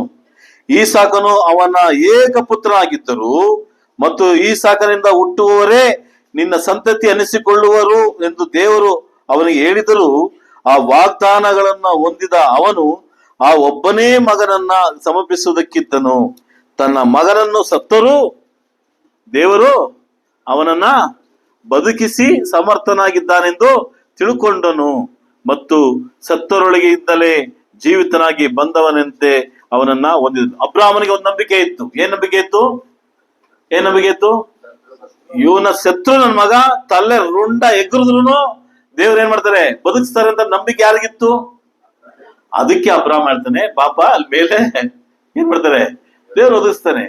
ನಿನ್ನನ್ನ ಕೊಡು ಅಂತ ಹೇಳಿದ್ಮೇಲೆ ನಾನು ಕೊಡೋಕ್ ರೆಡಿ, ನಿನ್ನಿಂದನೇ ಸಂತತಿ ಬರ್ತದೆ ಅನ್ನೋದು ದೇವ್ರು ವಾಗ್ದಾನ ಮಾಡಿದ ನನ್ನನ್ನ. ಆ ಸಂತತಿನ ದೇವ್ರು ಬಲಿ ಆದ್ಮೇಲೆ ಅದೇನ್ ಮಾಡ್ತಾನೋ ದೇವ್ರು ಬಿಟ್ಟಿತ್ತು. ನಂಬಿಕೆ ಬರ್ತಾ ಇದೆಯಾ ನಿಮಗೆ? உங்களுக்கெல்லாம் விசுவாசம் வருதா? இந்த விசுவாசத்தோட வாழுங்க. அப்ராம் விசுவாசத்தோட வாழுங்க உங்க வாழ்க்கையை. என்னுடைய மகள் விஷயத்திலும், என் மகன் விஷயத்திலும், என்னுடைய வாழ்க்கை விஷயத்திலும், என்னுடைய நோய் விஷயத்திலும் வாழுங்க. அப்ராமுக்கு தெரியுங்க, என் தேவன் என் மகன் இந்த மகன் மூலியமா தான் என்ன கொண்டு வராரு, சந்ததியை கொண்டு வராரு, ஜெனரேஷன் கொண்டு வராருன்னு தெரியும். ஆனா பலியை கேட்கிறாரு 22ஆம் அதிகாரத்துல. ஆனா ஒருவேளை வெட்டிட்டா, என் மகன் செத்துட்டா என்ன பண்ண முடியும்? அப்ராம் அந்த யோசனை பண்ணிருக்கிறார். அந்த 3 நாள்ல, அந்த 3 நாள்லயும் என்ன யோசனை பண்ணிக்கிறார்? செத்தாலும் என் மகன் என்ன ஆவான், பொழிப்பான் என்ற விசுவாசம் யாருக்குச்சு? இந்த தகப்பன் தான் என்னுடைய தகப்பன், உங்களுடைய தகப்பன். ஆனா நம்ம விசுவாசம் வச்சிருக்கிறோமா? இந்த மாதிரி சூழ்நிலைகள் வரப்போது, என்னுடைய சரீரத்தின் பலகீனங்கள் வரப்போது, சரீரத்துல சோர்வுகள் வரப்போது, சரீரத்துல சோதனைகள் வரப்போது. விசுவாசிக்கிறீங்களா?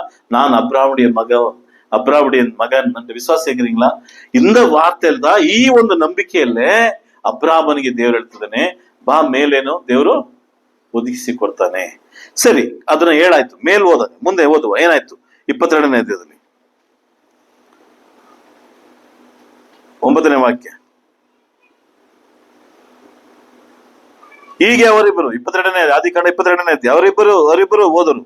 ದೇವರು ಹೇಳಿದ ಸ್ಥಳಕ್ಕೆ ಅವರು ಸೇರಿದಾಗ ಅಬ್ರಾಮನು ಯಜ್ಞವೇದಿಯನ್ನ ಕಟ್ಟಿಗೆಗಳನ್ನ ಒಟ್ಟಿಗೆ ತನ್ನ ಮಗನಾದ ಈಸಾಕನ ಕೈಕಾಲುಗಳನ್ನ ಬಿಗಿದು ಅವನನ್ನು ವೇದಿಯ ಮೇಲೆ ಕಟ್ಟಿಗೆಯ ಮೇಲೆ ಇಟ್ಟನು. ಇದು ಗಮನ ಇಡಿ. ಏನ್ ಹೇಳಿದ್ರು? 7ನೇ ವಾಕ್ಯ 8ನೇ ವಾಕ್ಯದಲ್ಲಿ ಈಸಾಕನಿಗೆ ಏನ ಸೊನ್ನದು? 7 ಎಟ್ಲ ಏನ ಸೊನ್ನದು? 7 ಎಟ್ಟಲ್ಲಿ ಏನ್ ಹೇಳಿದ್ರು? ದೇವ್ರು ಅಲ್ಲಿ ಕುರಿ ಕೊಡ್ತಾನೆ, ಅಲ್ಲಿ ಒದಗಿಸ್ತಾನೆ ಬಾ ಅಂತ ಹೇಳಿದಾಯ್ತು. ಇಲ್ಲಿ ಕಟ್ಟಿಗೆಗಳೆಲ್ಲ ಬಲಿಗೆ ಕಟ್ಟಿಗೆ ಕಲ್ಲುಗಳೆಲ್ಲ ಜೋಡಿಸಿ, ಕಟ್ಟಿಗೆ ಸೌದೆಗಳೆಲ್ಲ ಜೋಡಿಸಿದ ಮೇಲೆ ಅಬ್ರಾಮನು ಈಸಾಕನ ಕೈ ಕಾಲುಗಳನ್ನ ಕಟ್ಟದ, ಯಜ್ಞವೇದಿಯ ಮೇಲೆ ಮಲಗಿಸ್ತಾ ಅಂತಿದೆ ಅಲ್ವಾ? ಈಗ ನನ್ನ ಪ್ರಿಯ ಯೌವನಸ್ಥರೇ, ಈಗ ನಿಮ್ಮ ಪ್ರಶ್ನೆ ಏನು? ಇಲ್ಲ, ಈಸಾಕನ ಪ್ರಶ್ನೆ ಏನು? ಈಸಾಕನ ಪ್ರಶ್ನೆ ಏನು? 7ನೇ ವಾಕ್ಯದಲ್ಲಿ ಒಂದು ಪ್ರಶ್ನೆ ಕೇಳ್ದಲ್ವಾ? ಇಲ್ಲಿ ಪ್ರಶ್ನೆ ಯಾಕೆ? ಈಸಾಕನ ಪ್ರಶ್ನೆ ಇಲ್ಲಿ ಏನೂ ಇಲ್ಲ. ಯೋಚನೆ பண்ணிக்கிறீங்களா? இந்த மாதிரி ಯಾವತ್ತಾದ್ರೂ ಯೋಚನೆ ಮಾಡಿದ್ದೀರಾ? ಇಲ್ಲಿ ಈಸಾಕನು ಯಾಕೆ ಏನು ಪ್ರಶ್ನೆ ಕೇಳ್ತಾನ? ಇಲ್ಲಿ ಒಂದ್ ವೇಳೆ ಪ್ರಶ್ನೆ ಕೇಳೋದಕ್ಕೆ ನೀವ್ ಹೇಳ್ಬೋದು, ತಂದೆ ಆ ಮಗನನ್ನ ಏನ್ ಮಾಡಿರ್ತಾನೆ? ಕನ್ವಿನ್ಸ್ ಮಾಡಿದ್ದಾನೆ ಬ್ರದರ್, ಮಗನನ್ನ ಒಪ್ಸಿದಾನೆ. ಅದಕ್ಕೆ ಈಸಾಕನು ಕಾಲುಗಳನ್ನ ಏನ್ ಮಾಡ್ಕೊಂಡಿದ್ದಾನೆ? ಕಟ್ಸಿ ಯಜ್ಞವೇದಿ ಮೇಲೆ ಮಲಗಿದ್ದಾನೆ, ಕತ್ತನ ಮಲಗಿದ್ದಾನೆ. ಅದ ನೀವ್ ಹೇಳ್ಬೋದು. ಏನ್ನ ಕನ್ವಿನ್ಸ್ ಮಾಡ್ದ? ತನ್ನ ಮಗನಿಗೆ ಏನ್ ಉಪದೇಶ ಮಾಡ್ದ ಆ ಸ್ಥಳದಲ್ಲಿ? 7, 8ನೇ ವಾಕ್ಯದಲ್ಲಿ ಒಂದು ಉಪದೇಶ ಇದೆ, ತಂದೆಯ ಉಪದೇಶ. ಮೇಲೆ ದೇವರು ಒದಗಿಸ್ತಾನೆ ಕುರಿನ, ತಲೆ ಕೆಡ್ಸ್ಕೊಬಿಡಪ್ಪ. 3 ದಿನ ಆಯ್ತು, ಎಲ್ಲಾ ಕಟ್ಟಾಯ್ತು. ಈಗ ಮಗನ ಕೈಗಳನ್ನ ಕಟ್ತಿದ್ದಾನ ತಂದೆ ಮಗನನ್ನ ಹೇಗೆ ಕನ್ವಿನ್ಸ್ ಮಾಡ್ದ? ಒಂದು ವೇಳೆ ಮಗನಿಗೂ ತಂದೆಗೂ ಏನು ಮಾತುಕತೆನೇ ನಡೆದಿಲ್ವಾ? ನನ್ನ ಪ್ರಿಯ ಸಹೋದರ ಸಹೋದರಿ, ತಂದೆಗೆ ಏನ್ ವಯಸ್ಸು? 130 ಹತ್ತತ್ರ, ಇನ್ನು ಸಾರಾಳ ಸೆತ್ತಿಲ್ಲ. 125, 30 ಅಂದ್ರೆ 100+ ಆಗಿದೆ. 100 ಮೇಲೆನೆ ಹುಟ್ಟಿದ್ದು. ಇವನು ಹೆಚ್ಚು ಕಡಿಮೆ ಯವನಸ್ಥ, 17-18 ವಯಸ್ಸಲ್ಲಿದ್ದಾನೆ, ಯವನಸ್ಥನಾಗಿದ್ದಾನೆ. ನಮ್ಮ ನಿತ್ಯನ ವಯಸ್ಸಿರ್ಬೇಕು. ಒಂದು ವೇಳೆ ತಂದೆ ಮಗನನ್ನ ಕನ್ವಿನ್ಸ್ ಹೆಂಗ್ ಮಾಡಿರಬಹುದು? ಒಂದ್ ವೇಳೆ ಹೇಳಿರ್ಬೋದು, ನನ್ನ ಪ್ರಕಾರ ಇಲ್ಲ ಕಣೋ, ದೇವ್ರು ನಿನ್ನನ್ನೇ ಬಲಿ ಕೊಡು ಅಂತ ಹೇಳಿದ್ದಾರೆ. ಅದನ್ನೇ 2ನೇ ವಾಕ್ಯದಲ್ಲಿ ನಿನ್ನ ಮಗನನ್ನೇ ಬಲಿ ಕೊಡು ಅಂತ ಕೇಳಿದ್ದಾರೆ. ದಯವಿಟ್ಟು ನಿನ್ನ ಕಾಲಗಳನ್ನ ಕಟ್ಲಾ ಅಂತ ಕೇಳಿದ್ರೆ, 2025 ನನ್ನ ಯೌವನಸ್ಥರೇ, ನಿಮ್ಮ ತಂದೆ ತಾಯಿಗಳು ಈ ಮಾತು ಹೇಳಿದ್ರೆ ಕೈ ಕಾಲುಗಳನ್ನ ಕಟ್ಟಿಸ್ಕೊತೀರಾ? ನಿಮಗೋಸ್ಕರನೇ ನಿಮ್ಮನ್ನೇ ಕೊಡು ಅಂತ ಹೇಳಿದಾರೆ ದೇವ್ರು ಅಂತ ಹೇಳಿದ್ರೆ ನಿಮ್ ಕಾಲುಗಳನ್ನ ಕಟ್ಟಿಸ್ಕೊತೀರಾ? ಯಜ್ಞ ವೇದಿನ ಒಂದು ಕಾಲಲ್ಲಿ ಒದ್ಬಿಟ್ಟು, ಅಪ್ಪನ ಒಂದು ಮೊರೆಯ ಬಿಡ್ತಿ ತಳ್ಬಿಟ್ಟು ಏನ್ ಮಾಡ್ತಿದ್ರಿ? ಮಗಪ್ಪ, ನಿನ್ ಬೇರೆ ಕೆಲಸ ಇಲ್ಲ, ನಾನ್ ಸಾಯ್ಬೇಕಾ? ನಾನ್ ಬದುಕು ಬಾಳುವಂತ ವಯಸ್ಸಲ್ಲಿ ಸಾಯ್ಬೇಕಾ? ಇವತ್ತಿರೋ ಯೌವನಸ್ಥರ ಸ್ಥಿತಿನ ಹೇಳ್ತಾ ಇದ್ದೀನಿ. ಕ್ರಿಸ್ತನಲ್ಲಿ ಪ್ರಿಯರೇ, ಅಬ್ರಾಮನು ಈಸಾಕನನ್ನ ಪ್ರಬೋಧಿಸಿದ ಬೋಧನೆ ಏನಾಗಿರ್ಬೇಕು ಅಂತ ಸ್ವಲ್ಪ ಯೋಚನೆ ಮಾಡಿ. ಒಂದ್ ವೇಳೆ ಈಸಾಕ್ ಹಿಂಗೆ ಕೇಳಿರ್ಬೋದಲ್ವಾ, ಅಪ್ಪ ಇದು ಅಮ್ಮನ್ ಗೊತ್ತಾ ಅಂತ ಕೇಳಿರ್ಬೋದಲ್ವಾ? ಅಲ್ಲಿ ಕೇಳಿರ್ತಾನೆ ಇಲ್ಲೋ? ಯಾಕಂದ್ರೆ ಅಮ್ಮನ ಮೇಲೆ ತುಂಬಾ ಪ್ರೀತಿ, ಗೊತ್ತಾ ನಿಮಗೆ? ಈಸಾಕನ್ಗೆ ಅಮ್ಮನ ಮೇಲೆ ತುಂಬಾ ಪ್ರೀತಿ, ಗೊತ್ತಾ? ಬರ್ತೀನಿ ಆ ಪಾಯಿಂಟ್ಗೆ. ತುಂಬಾ ಪ್ರೀತಿ, ಹೆಚ್ಚು ಪ್ರೀತಿ. ದಿನ ಅಮ್ಮನ ನಿಲ್ಸ್ಕೊಂಡು ಅಳ್ತಾ ಇದ್ದ ಅವನು. ಅಮ್ಮನ ಹತ್ರ ಹೇಳಿದ್ಯಪ್ಪ ಅಂತ ಕೇಳಿದ್ರೆ ಅಬ್ರಾಮ ಏನಂದಿರ್ಬೇಕು? ಒಂದ್ ವೇಳೆ ಇಲ್ಲ, ಅಮ್ಮನ್ ಗೊತ್ತಿಲ್ಲ. ಒಂದ್ಸಾರಿ ಅಮ್ಮನ್ನ ನೋಡ್ಕೊಂಡ್ ಬರ್ತೀನಿ ಅಂದ್ರೆ ಎಷ್ಟಿರುತ್ತೆ? ಹೋಗ್ಬಿಟ್ಟು ನೋಡ್ಕೊಂಬರಕ್ಕೆ ಎಷ್ಟು ದಿವಸ ಆಗತ್ತೆ? 3, 6, 7 ದಿನ ಆಗುತ್ತೆ.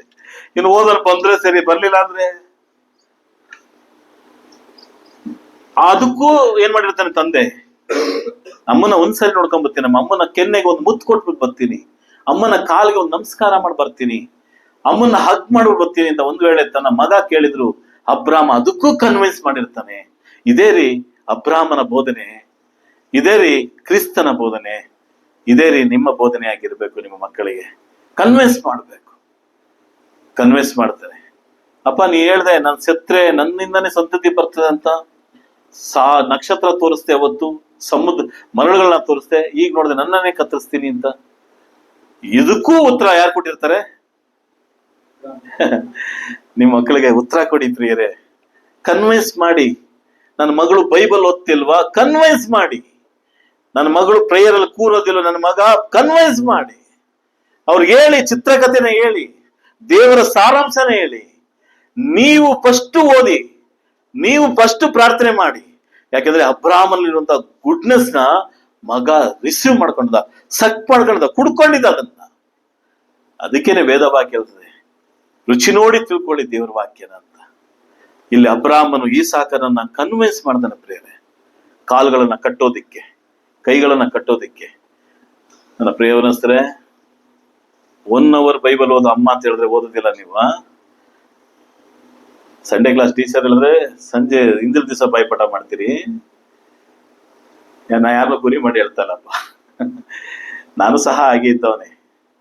ನಿಮ್ಮ ತಂದೆ ತಾಯಿಗಳು ನಿಮಗೆ ಏನಾದ್ರೂ ಒಂದು ಹೇಳೋದಾದ್ರೆ ಈಸಾಕನ ನೋಡಿ, ನಿಮ್ಮ ಹಿರಿ ತಂದೆಯನ್ನ ನೋಡಿ, ಅವನ ಅಪ್ಪನ ಮಾತನ್ನ ಎಷ್ಟರ ಮಟ್ಟಿಗೆ ಕೇಳ್ದ ಅಂತ. ಯೌವನಸ್ಥ, ಬದುಕು ಬಾಳುವಂತ ವಯಸ್ಸು, ತಂದೆ ದುಃಖ ಕಣ್ಣೀರು. ಆದ್ರೆ ಅವನಿಗೊಂದು ನಂಬಿಕೆ ಇದೆ, ಶತ್ರು ಬದುಕ್ತಾನೆ ಅಂತ. ಯಾರ ನಂಬಿಕೆ ಇದೆ? ಅಬ್ರಾಹ್ಮನ ನಂಬಿಕೆ ಇದೆ. ಮತ್ತೆ ಮಗನಿಗೆ ನಂಬಿಕೆ ಬಲಿಸ್ಬೇಕಲ್ವಾ, ಅದನ್ನ ಹುಟ್ಟಿಸ್ಬೇಕಲ್ವಾ ನಂಬಿಕೆಯನ್ನ. ಇಲ್ಲ ಕಣ, ನೀ ಶತ್ರು ಬದುಕ್ತೇ ಕಣ, ನೀ ಬಲಗೋ, ನೀನ್ ಕಟ್ಕೊಳೋ, ನೀನ್ ಒಪ್ಕೊಳ್ಳೋ. ಇವತ್ತು ಎಷ್ಟೋ ಹೆಣ್ಣು ಮಕ್ಕಳು, ಎಷ್ಟೋ ಗಂಡು ಮಕ್ಕಳು ಮದುವೆ ವಿಷಯದಲ್ಲಿ ಒಪ್ಕೊಳ್ಳೋದಿಲ್ಲ. ಇನ್ನೊಬ್ಬರ ಮನೆಗೆ ಹೋಗ್ಬಿಟ್ಟು ಬರವ ಬಾ, ವಯಸ್ಸಾದ್ರೆ ಅಲ್ಲೋದ್ರೆ ಆ ಅಜ್ಜಿ ತುಂಬಾ ಮಾತಾಡ್ತಾರೆ, ಅಲ್ಲೋದ್ರೆ ತಾತ ತುಂಬಾ ಮಾತಾಡ್ತಾರೆ. ನನ್ನ ಪ್ರಿಯ ಸೋದರಸೋದ್ರೆ, ಅಂತ ಅಜ್ಜಿ, ಅಂತ ತಾತ, ಅಂತ ಹಳೆ ಮನೆ, ಅಂತ ಅಳುಬ್ರು, ಅಂತ ಹಳೆ ನಿಮ್ಗೆ ಮತ್ತೆ ಸಿಗೋದಿಲ್ಲ, ನಿಮ್ಮ ಬದುಕಲ್ಲಿ ಸಿಗೋದಿಲ್ಲ. ಪ್ರೀತಿ ಅವ್ರನ್ನಲ್ಲ. ಇದನ್ನೇ ಅಬ್ರಾಹ್ಮ ತನ್ನ ಮಗನಿಗೆ ಈಸಾಕನಿಗೆ ಹೇಳ್ಕೊಟ್ಟ, ಇದನ್ನೇ ಪ್ರಬೋಧಿಸ್ತ. 2 ಕೈಗಳನ್ನ ಕಾಲುಗಳನ್ನ ಕಟ್ಟಿಸ್ಕೊಂಡ ಪ್ರಿಯರೇ. ನೀವು ಕಟ್ಟಿಸ್ಕೊಳ್ಳೋದು ರೆಡಿಯಾಗಿದ್ದೀರಾ ಇವತ್ತು? ವಾಕ್ಯದ ನಿಮಿತ್ತವಾಗಿ, ದೇವರ ವಾಕ್ಯದ ನಿಮಿತ್ತವಾಗಿ. ನಿಮ್ಮ ತಂದೆ ಇಲ್ಲ, ನಿಮ್ಮ ತಾಯಿ ಇಲ್ಲ, ನಿಮ್ಮ ಸಭೆಯವರು, ನಿಮ್ಮ ಸಭೆಯಲ್ಲಿ ಹಿರಿಯವರು ಏನೋ ಒಂದು ಮಾತಾದ್ರೆ ಒಪ್ಕೊತೀರಾ? ಇವರೆಲ್ಲ ಹೇಳಕ್ ಬಂದ್ರು, ಇವರೆಲ್ಲ ಕೇಳಕ್ ಬಂದ್ರು, ದಯವಿಟ್ಟು ಆ ಮಾತನ್ನ ಹೇಳಕ್ ಹೋಗ್ಬೇಡಿ. ಮತ್ತೆ ಆ ಒಂದು ಹಿರಿಯರು ನಿಮ್ಮ ಬಳಿಯಲ್ಲಿ ಸಿಗೋದಿಲ್ಲ. ಆ ಹಿರಿಯರು ಸಿಗ್ಲಿಲ್ಲ ಅಂದ್ರೆ ಆ ಹಿರಿಯರ ಮಾತು ನಿಮ್ಮ ಜೊತೆಯಲ್ಲಿ ಸಿಗೋದಿಲ್ಲ. ಈಸಾಕ ತಂದೆಯ ಮಾತನ್ನ ಕೇಳ್ದ, ಈಸ್ ಎ ಗುಡ್ ಸನ್. ಇದೇ ಯೇಸು ಕ್ರಿಸ್ತನಿಗೆ ಏನಾಗಿದೆ? ಶ್ಯಾಡೋ ಆಗಿದೆ. ಇದೇ ಯೇಸು ಕ್ರಿಸ್ತನಿಗೆ ಶ್ಯಾಡೋ ಆಗಿದೆ. ಆದ್ರೆ ದೇವರು ಅವನನ್ನ ಬಲಿ ತೆಗೆದುಕೊಳ್ಳಲಿಲ್ಲ. ವಾಕ್ಯ ಹೇಳ್ತದೆ 13ನೇ ವಾಕ್ಯದಲ್ಲಿ, ಅಬ್ರಾಮನು ಕಣ್ಣೆತ್ತಿ ನೋಡಲಾಗಿ ತನ್ನ ಹಿಂದಗಡೆ ಒಂದು ಟಗರನ್ನ ಪೊದೆಯನ್ನ ಕೊಂಬುಗಳಿಂದ ಸಿಕ್ಕಿತು. ಅಬ್ರಾಮನ್ ಹೇಳಿ ಮಾತು ನೆರವೇರ್ತಾ? ಅಬ್ರಾಮನ್ ಮಗನಿಗೆ ಹೇಳಿದ ಮಾತು ನೆರವೇರ್ತಾ? ನೆರವೇರಲಿಲ್ಲ ಮಕ್ಕಳ, ನೆರವೇರಲಿಲ್ವ? ಮಗನಿಗೆ ಏನ್ ಹೇಳಿದ್ರು 8ನೇ ವಾಕ್ಯದಲ್ಲಿ? ದೇವರಲ್ಲಿ ಒದಗಿಸ್ತಾರೆ ಅಂತ ಹೇಳಿದ್ರು. ಅದು ನೆರವೇರ್ಲಿಲ್ವ? ನಿಮ್ಮ ತಂದೆ ಮಾತನ್ನ ಕೇಳಿ, ಹಂಗಾದ್ರೆ ನೆರವೇರ್ತದೆ. ನಿಮ್ಮ ತಾಯಿ ಮಾತನ್ನ ಕೇಳಿ ನೆರವೇರ್ತದೆ. ನಿಮ್ಮ ಸ್ಥಳೀಯ ಬೋಧಕರ ಮಾತನ್ನ ಕೇಳಿ, ಸುವಾರ್ತಿಕರ ಮಾತನ್ನ ಕೇಳಿ ನೆರವೇರ್ತದೆ. ಸಭೆ ಹಿರಿಯರ ಮಾತನ್ನ ಕೇಳಿ ನೆರವೇರ್ತದೆ. ಖಂಡಿತ ನೆರವೇರ್ತದೆ. ಹೌದು, ನಿಮ್ಗೆ ಕಾಲುಗಳು ಕಟ್ಟುವಂತ ಪರಿಸ್ಥಿತಿ ಬರ್ಬೋದು, ಕೈಗಳು ಕಟ್ಟುವಂತ ಪರಿಸ್ಥಿತಿ ಬರ್ಬೋದು ನಿಮ್ಮ ಬದುಕಿನಲ್ಲಿ. ಒಂದು ಕ್ಷಣದಲ್ಲಿ ದೇವರು ಎಲ್ಲವನ್ನ ನೀಗಿಸೋದಕ್ಕೆ ಸಾಧ್ಯ ಪ್ರಿಯರೇ. ಅಬ್ರಾಹ್ಮನ ಹಿಂತಿರುಗಿ ನೋಡಿದಾಗ ಏನಿದೆ? ನೀನು ಕತ್ತರಿಸ್ಬೇಡ, ಬಲಿ ಕೊಡ್ಬೇಡ ಅಂತ ಮೇಲೆ ವಾಕ್ಯ 12ನೇ ವಾಕ್ಯ ಹೇಳಾಯ್ತು. ಆದ್ರೆ ಸೆಕೆಂಡ್ ಏನಾಗ್ಬೇಕು? ಮಗನಿಗೆ ಹೇಳಿದ ಮಾತು ನೆರವೇರ್ಬೇಕಲ್ವಾ? ಅಬ್ರಾಹ್ಮನ ಹಿಂಗ್ ಎತ್ತಿ ಹೊಡಿಯಕ್ ಬಂದಾಗ 11:12 ನಿಲ್ಸು ಅಂತ ಹೇಳ್ತಾರೆ ದೇವ್ರು. ಅಷ್ಟಿಗೆ ಸಬ್ಜೆಕ್ಟ್ ಮುಗಿಲಿಲ್ಲ. ಅಬ್ರಾಹ್ಮನ ಹಿಂತಿರುಗಿ ನೋಡಿದಾಗ ಏನಿತ್ತಂತೆ, ಮಗನಿಗೆ ಕೊಟ್ಟಂತ ವಾಗ್ದಾನ ಮಾತಲ್ಲಿ ನೆರವೇರ್ತಿದೆ. ದೇವ್ರ ನಮ್ಗೆ ಸ್ತೋತ್ರವಾಗ್ಲಿ. ನಮ್ಮ ಬದುಕಲ್ಲ ಅಷ್ಟೇ ಪ್ರಿಯರೇ. ಒಂದು ವೇಳೆ ನಮ್ಮ ತಂದೆ ನಮ್ಮ ತಾಯಿಗಳು ಕಷ್ಟವಾಗಿ ಬದುಕಿ ನಿಮ್ಮನ್ನ ಸುಖವಾಗಿ ಸಾಕಿದ್ರೆ, ಒಂದು ವೇಳೆ ಆ ಸುಖ ನಿಮ್ಮ ಬದುಕಿನಲ್ಲಿ ಕಷ್ಟವಾಗಿ ಬಂದ್ರೆ, ನೀವು ನಿಮ್ಮ ತಂದೆ ತಾಯಿಗಳ ಕಷ್ಟದ ದಿನಗಳನ್ನ ನಿಮ್ಮ ಮಕ್ಕಳಿಗೆ ಹೇಳಿದ ಅರ್ಥ ಆಗ್ಲಿಲ್ಲ ಅನ್ಸ್ತದೆ. ನಿಮ್ಮ ತಂದೆ ತಾಯಿಗಳ ಕಷ್ಟಗಳಿಂದ ನಿಮ್ಮನ್ನು ಸುಖವಾಗಿ ಸಾಕಿ, ನೀವು ಸುಖವಾಗಿ ಬದುಕಿ ನಿಮ್ಮ ಮಕ್ಕಳು ಕಷ್ಟವಾಗಿ ಬಂದಾಗ, ಮಕ್ಕಳು ಮೊಮ್ಮಕ್ಕಳನ್ನ ನೋಡುವಂತ ಕಾಲ ಬಂದಾಗ 128ನೇ ಕೀರ್ತನೆ ಪ್ರಕಾರ ನೀವ್ಯಾಕೆ ಯೋಚನೆ ಮಾಡ್ತೀಯೋ, ನಿಮ್ಮ ತಾತ ಇದ್ನಲ್ಲ, ನನ್ನ ತಂದೆ ಅವನೂ ಕಷ್ಟಪಟ್ಟಿದ್ದ, ನಮ್ಮ ಅಮ್ಮ ಇದ್ರಲ್ಲ ಅಂತ ಏನ್ ಹೇಳಿ ಅವ್ರಿಗೆ ಹೇಳಿ ಧೈರ್ಯನ ತುಂಬಿಸಿ. ಆಗತ್ತಾ? ಖಂಡಿತವಾಗಿ ತುಂಬಿಸ್ಬೇಕು. ಇದು ದೇವರ ವಾಕ್ಯ. ಆದಿಕಾಂಡ 22ನೇ ಅಧ್ಯಾಯದಲ್ಲಿ 9ನೇ ವಾಕ್ಯ ಏನ್ ಹೇಳ್ತದೆ? ಅದು ಹೋದಾಯ್ತು, ಸರಿ. ಅದು ಇಬ್ರಿಯ 26ನೇ ವಾಕ್ಯದಲ್ಲಿ ಮುಗಿಸ್ತವ. 26ನೇ ಅಧ್ಯಾಯದಲ್ಲಿ ಆದಿಕಾಂಡ 26 19ನೇ ವಾಕ್ಯ ಓದಿ ಯಾರಾದ್ರು. ಇಸಾಕನ ಸೇವಕರು ತಗ್ಗಿನಲ್ಲಿ ಅಗೆಯುವಾಗ ಅವರಿಗೆ ಸೆರೆ ನೀರಿನ ಬಾವಿಯು ಓದಿ ಕಂಟಿನ್ಯೂ ಬೇಗ. ಗೆರಾರಿನ ಅದನ್ನು ಕಾಯುವವರು ಬಂದು ಆ ನೀರು ತಮ್ಮದು ಎಂದು ಹೇಳಿ ಇಸಾಕನ ಅದನ್ನು ಕಾಯುವವರನ್ನ ಜಗಳವಾಡಿದ್ದರಿಂದ ಇಸಾಕನು ಆ ಬಾವಿಗೆ ಎಸೆಕ್ಕೆಂದು ಹೆಸರಿಟ್ಟನು. ಸರಿ. 21 ತರುವಾಯ ಅವನ ಜನರು ಬೇರೊಂದು ಬಾವಿಯನ್ನು ತೋಡಿದಾಗ ಆ ದೇಶದವರು ಅದಕ್ಕಾಗಿಯೂ ಜಗಳವಾಡಿದ್ದರಿಂದ ಅವನು ಅದಕ್ಕೆ ಸಿಕ್ನ ಎಂದು ಹೆಸರಿಟ್ಟನು. ಅವನು ಅಲ್ಲಿಂದ ಹೊರಟು ಮತ್ತೊಂದು ಬಾವಿಯನ್ನು. ಸರಿ. ಎಷ್ಟು ಬಾವಿ ತೋಡ್ದ? 3 ಬಾವಿ. ಒಂದು ಬಾವಿ ತೋಡಿದಾಗ ತೋಡೋವರೆಗೂ ಆ ಜನಗಳು ಸೈಲೆಂಟ್ ಆಗಿದ್ರು. ತೋಡದ ಮೇಲೆ ಏನಾಯ್ತು? ಇದು ನಮ್ದು ಜಾಗ, ನಮ್ ಬಾವಿ ಅಂತ ಹೇಳಿ ಯಾರ ಜೊತೆ ಜಗಳ ಮಾಡ್ತಾರೆ? ಈಸಾಕನ ಜೊತೆಲಿ, ಈಸಾಕನ ಆಳುಗಳ ಜೊತೆಲಿ ಜಗಳ ಮಾಡ್ತಾರೆ. ಬಾವಿ ಈಸಿಯಾಗಿ ತೋಡೋದಲ್ಲ. ಬಾವಿ ಬಗ್ಗೆ ಎಲ್ಲ ಬ್ರದರ್ ಗೊತ್ತಿರ್ತದೆ. ಇಲ್ಲೆಲ್ಲ ತೋಡುವಾಗಲ್ಲ ಬ್ರದರ್, ಅಲ್ಲಿ ಅದು ಮರಳು ಗಾಡಿನಲ್ಲಿ ಬಾವಿ ತೋಡ್ತಾ ಇದ್ರು. ಬಾವಿ ತೋಡೋದಕ್ಕೆ ಎಷ್ಟೋ ಜನಗಳು ಬೇಕು, ಯಾಕಂದ್ರೆ ಅದು ತೋಡ್ಬೇಕು, ಒಳಗಡೆ ಹೋಗ್ಬೇಕು, ಎಷ್ಟೋ ಅಡಿಯಲ್ಲಿ ನೀರು ಸಿಗುತ್ತೆ. ತೋಡೋವರೆಗೂ ಆ ಜಮೀನವ್ರು ಏನ್ ಮಾಡ್ತಿದ್ರೆ? ನೋಡ್ತಾ ಇದಾರೆ. ತೋಡಾದ್ಮೇಲೆ ನೀರ್ ಬಂದ್ಮೇಲೆ ಇದು ನಮ್ದು ಅಂತ ಜಗಳ ಮಾಡ್ತಾರೆ. ಅವಾಗ ಈಸಾಕನ್ಗೆ ಕೇಳ್ಬೋದಾಯ್ತಲ್ಲ, ನೀನ್ ತೋಡೋವರೆಗಾದ್ರೆ ನಮ್ದು ಅಂತ ಹೇಳಿದ್ರೆ ನಾವು ಬೇರೆ ಕಡೆ ಹೋಗ್ತಿದ್ದೋ ಅಂತಾನೆ ಅಂತ ಈಸಾಕ ಹೇಳ್ತಾ ಇದ್ದಾರವ, ಹೇಳಿರ್ಬೇಕಲ್ವಾ? ಎಷ್ಟು ಕಷ್ಟಪಟ್ಟು ಎಷ್ಟು ಖರ್ಚು ಮಾಡಿ ನಾವು ತೋಡಿದೀವಿ, ಈಗ ನಮ್ದು ಅಂತಿದ್ದೀರಲ್ಲ ಅಂತ ಹೇಳಿ ಈಸಾಕ ಜಗಳ ಆಡ್ಲಿಲ್ಲ. ಜಗಳ ಆಡದ್ನ ಈಸಾಕ? ಯಾರು ಜಗಳ ಆಡಿದ್ದು? ಸ್ಥಳದವರು. ಈಸಾಕ ಜಗಳ ಆಡ್ಲಿಲ್ಲ. ಅದಕ್ಕೊಂದು ಹೆಸರು ಮಡಿಗೆ ಬಂದ್ಬಿಟ್ಟ. ಇನ್ನೊಂದು ಬಾವಿ ತೋಡ್ದ. ಅಲ್ಲೇನ್ ಮಾಡ್ದ? ಅಲ್ಲೂ ಅದೇ ಪರಿಸ್ಥಿತಿ, ಅಲ್ಲೂ ಜಗಳ ಆಡ್ಲಿಲ್ಲ. ಇನ್ನೊಂದು ಬಾವಿ ತೋಡ್ತಾನೆ, ಅಲ್ಲಿ ಸಮಾಧಾನ ಆಗುತ್ತೆ. 3ನೇ ಬಾವಿ. 2 ಬಾವಿಯಲ್ಲೂ ಸಹ ಯಾಕೆ ಈಸಾಕ ಜಗಳ ಆಡ್ಲಿಲ್ಲ? ಯಾಕೆ ಬಿಟ್ಕೊಟ್ಬಿಟ್ಟ? ಯಾಕೆ ಕಾಂಪ್ರಮೈಸ್ ಆಗೋದು? ಬಿಟ್ಬಿಟ್ಟ, ಬಂದ್ಬಿಟ್ಟ, ಹೋಗ್ಲಿ ಬಿಡು, ಯಾರು ಜಗಳ ಆಡ್ಬಿಡಿ, ಬನ್ನಿ ಹೋಗವ, ನಾವು ಅಲ್ಲಿ ಬಾವಿ ತೋಡವ. ಅಯ್ಯೋ ಸ್ವಾಮಿ, ಇಷ್ಟು ಕಷ್ಟಪಟ್ಟಿದೀವಿ, ಇಷ್ಟು ಖರ್ಚು ಮಾಡಿದೀವಿ, ಇಷ್ಟು ನಮ್ಮ ಸಮಯಗಳು ಕಳೆದಿದೆ, ಇಷ್ಟು ತೋಳ್ ನೋವಿದೆ. ಆಯ್ತು, ಪರವಾಗಿಲ್ಲ, ಬಡಿಕಳ್ಳಿ, ಹೋಗ್ಲಿ ಬರ್ಲಿ, ಬನ್ನಿ ಇನ್ನೊಂದು ಬಾವಿ ತೋಡವ. ಅಲ್ಲೂ ಅದೇ ಪರಿಸ್ಥಿತಿ.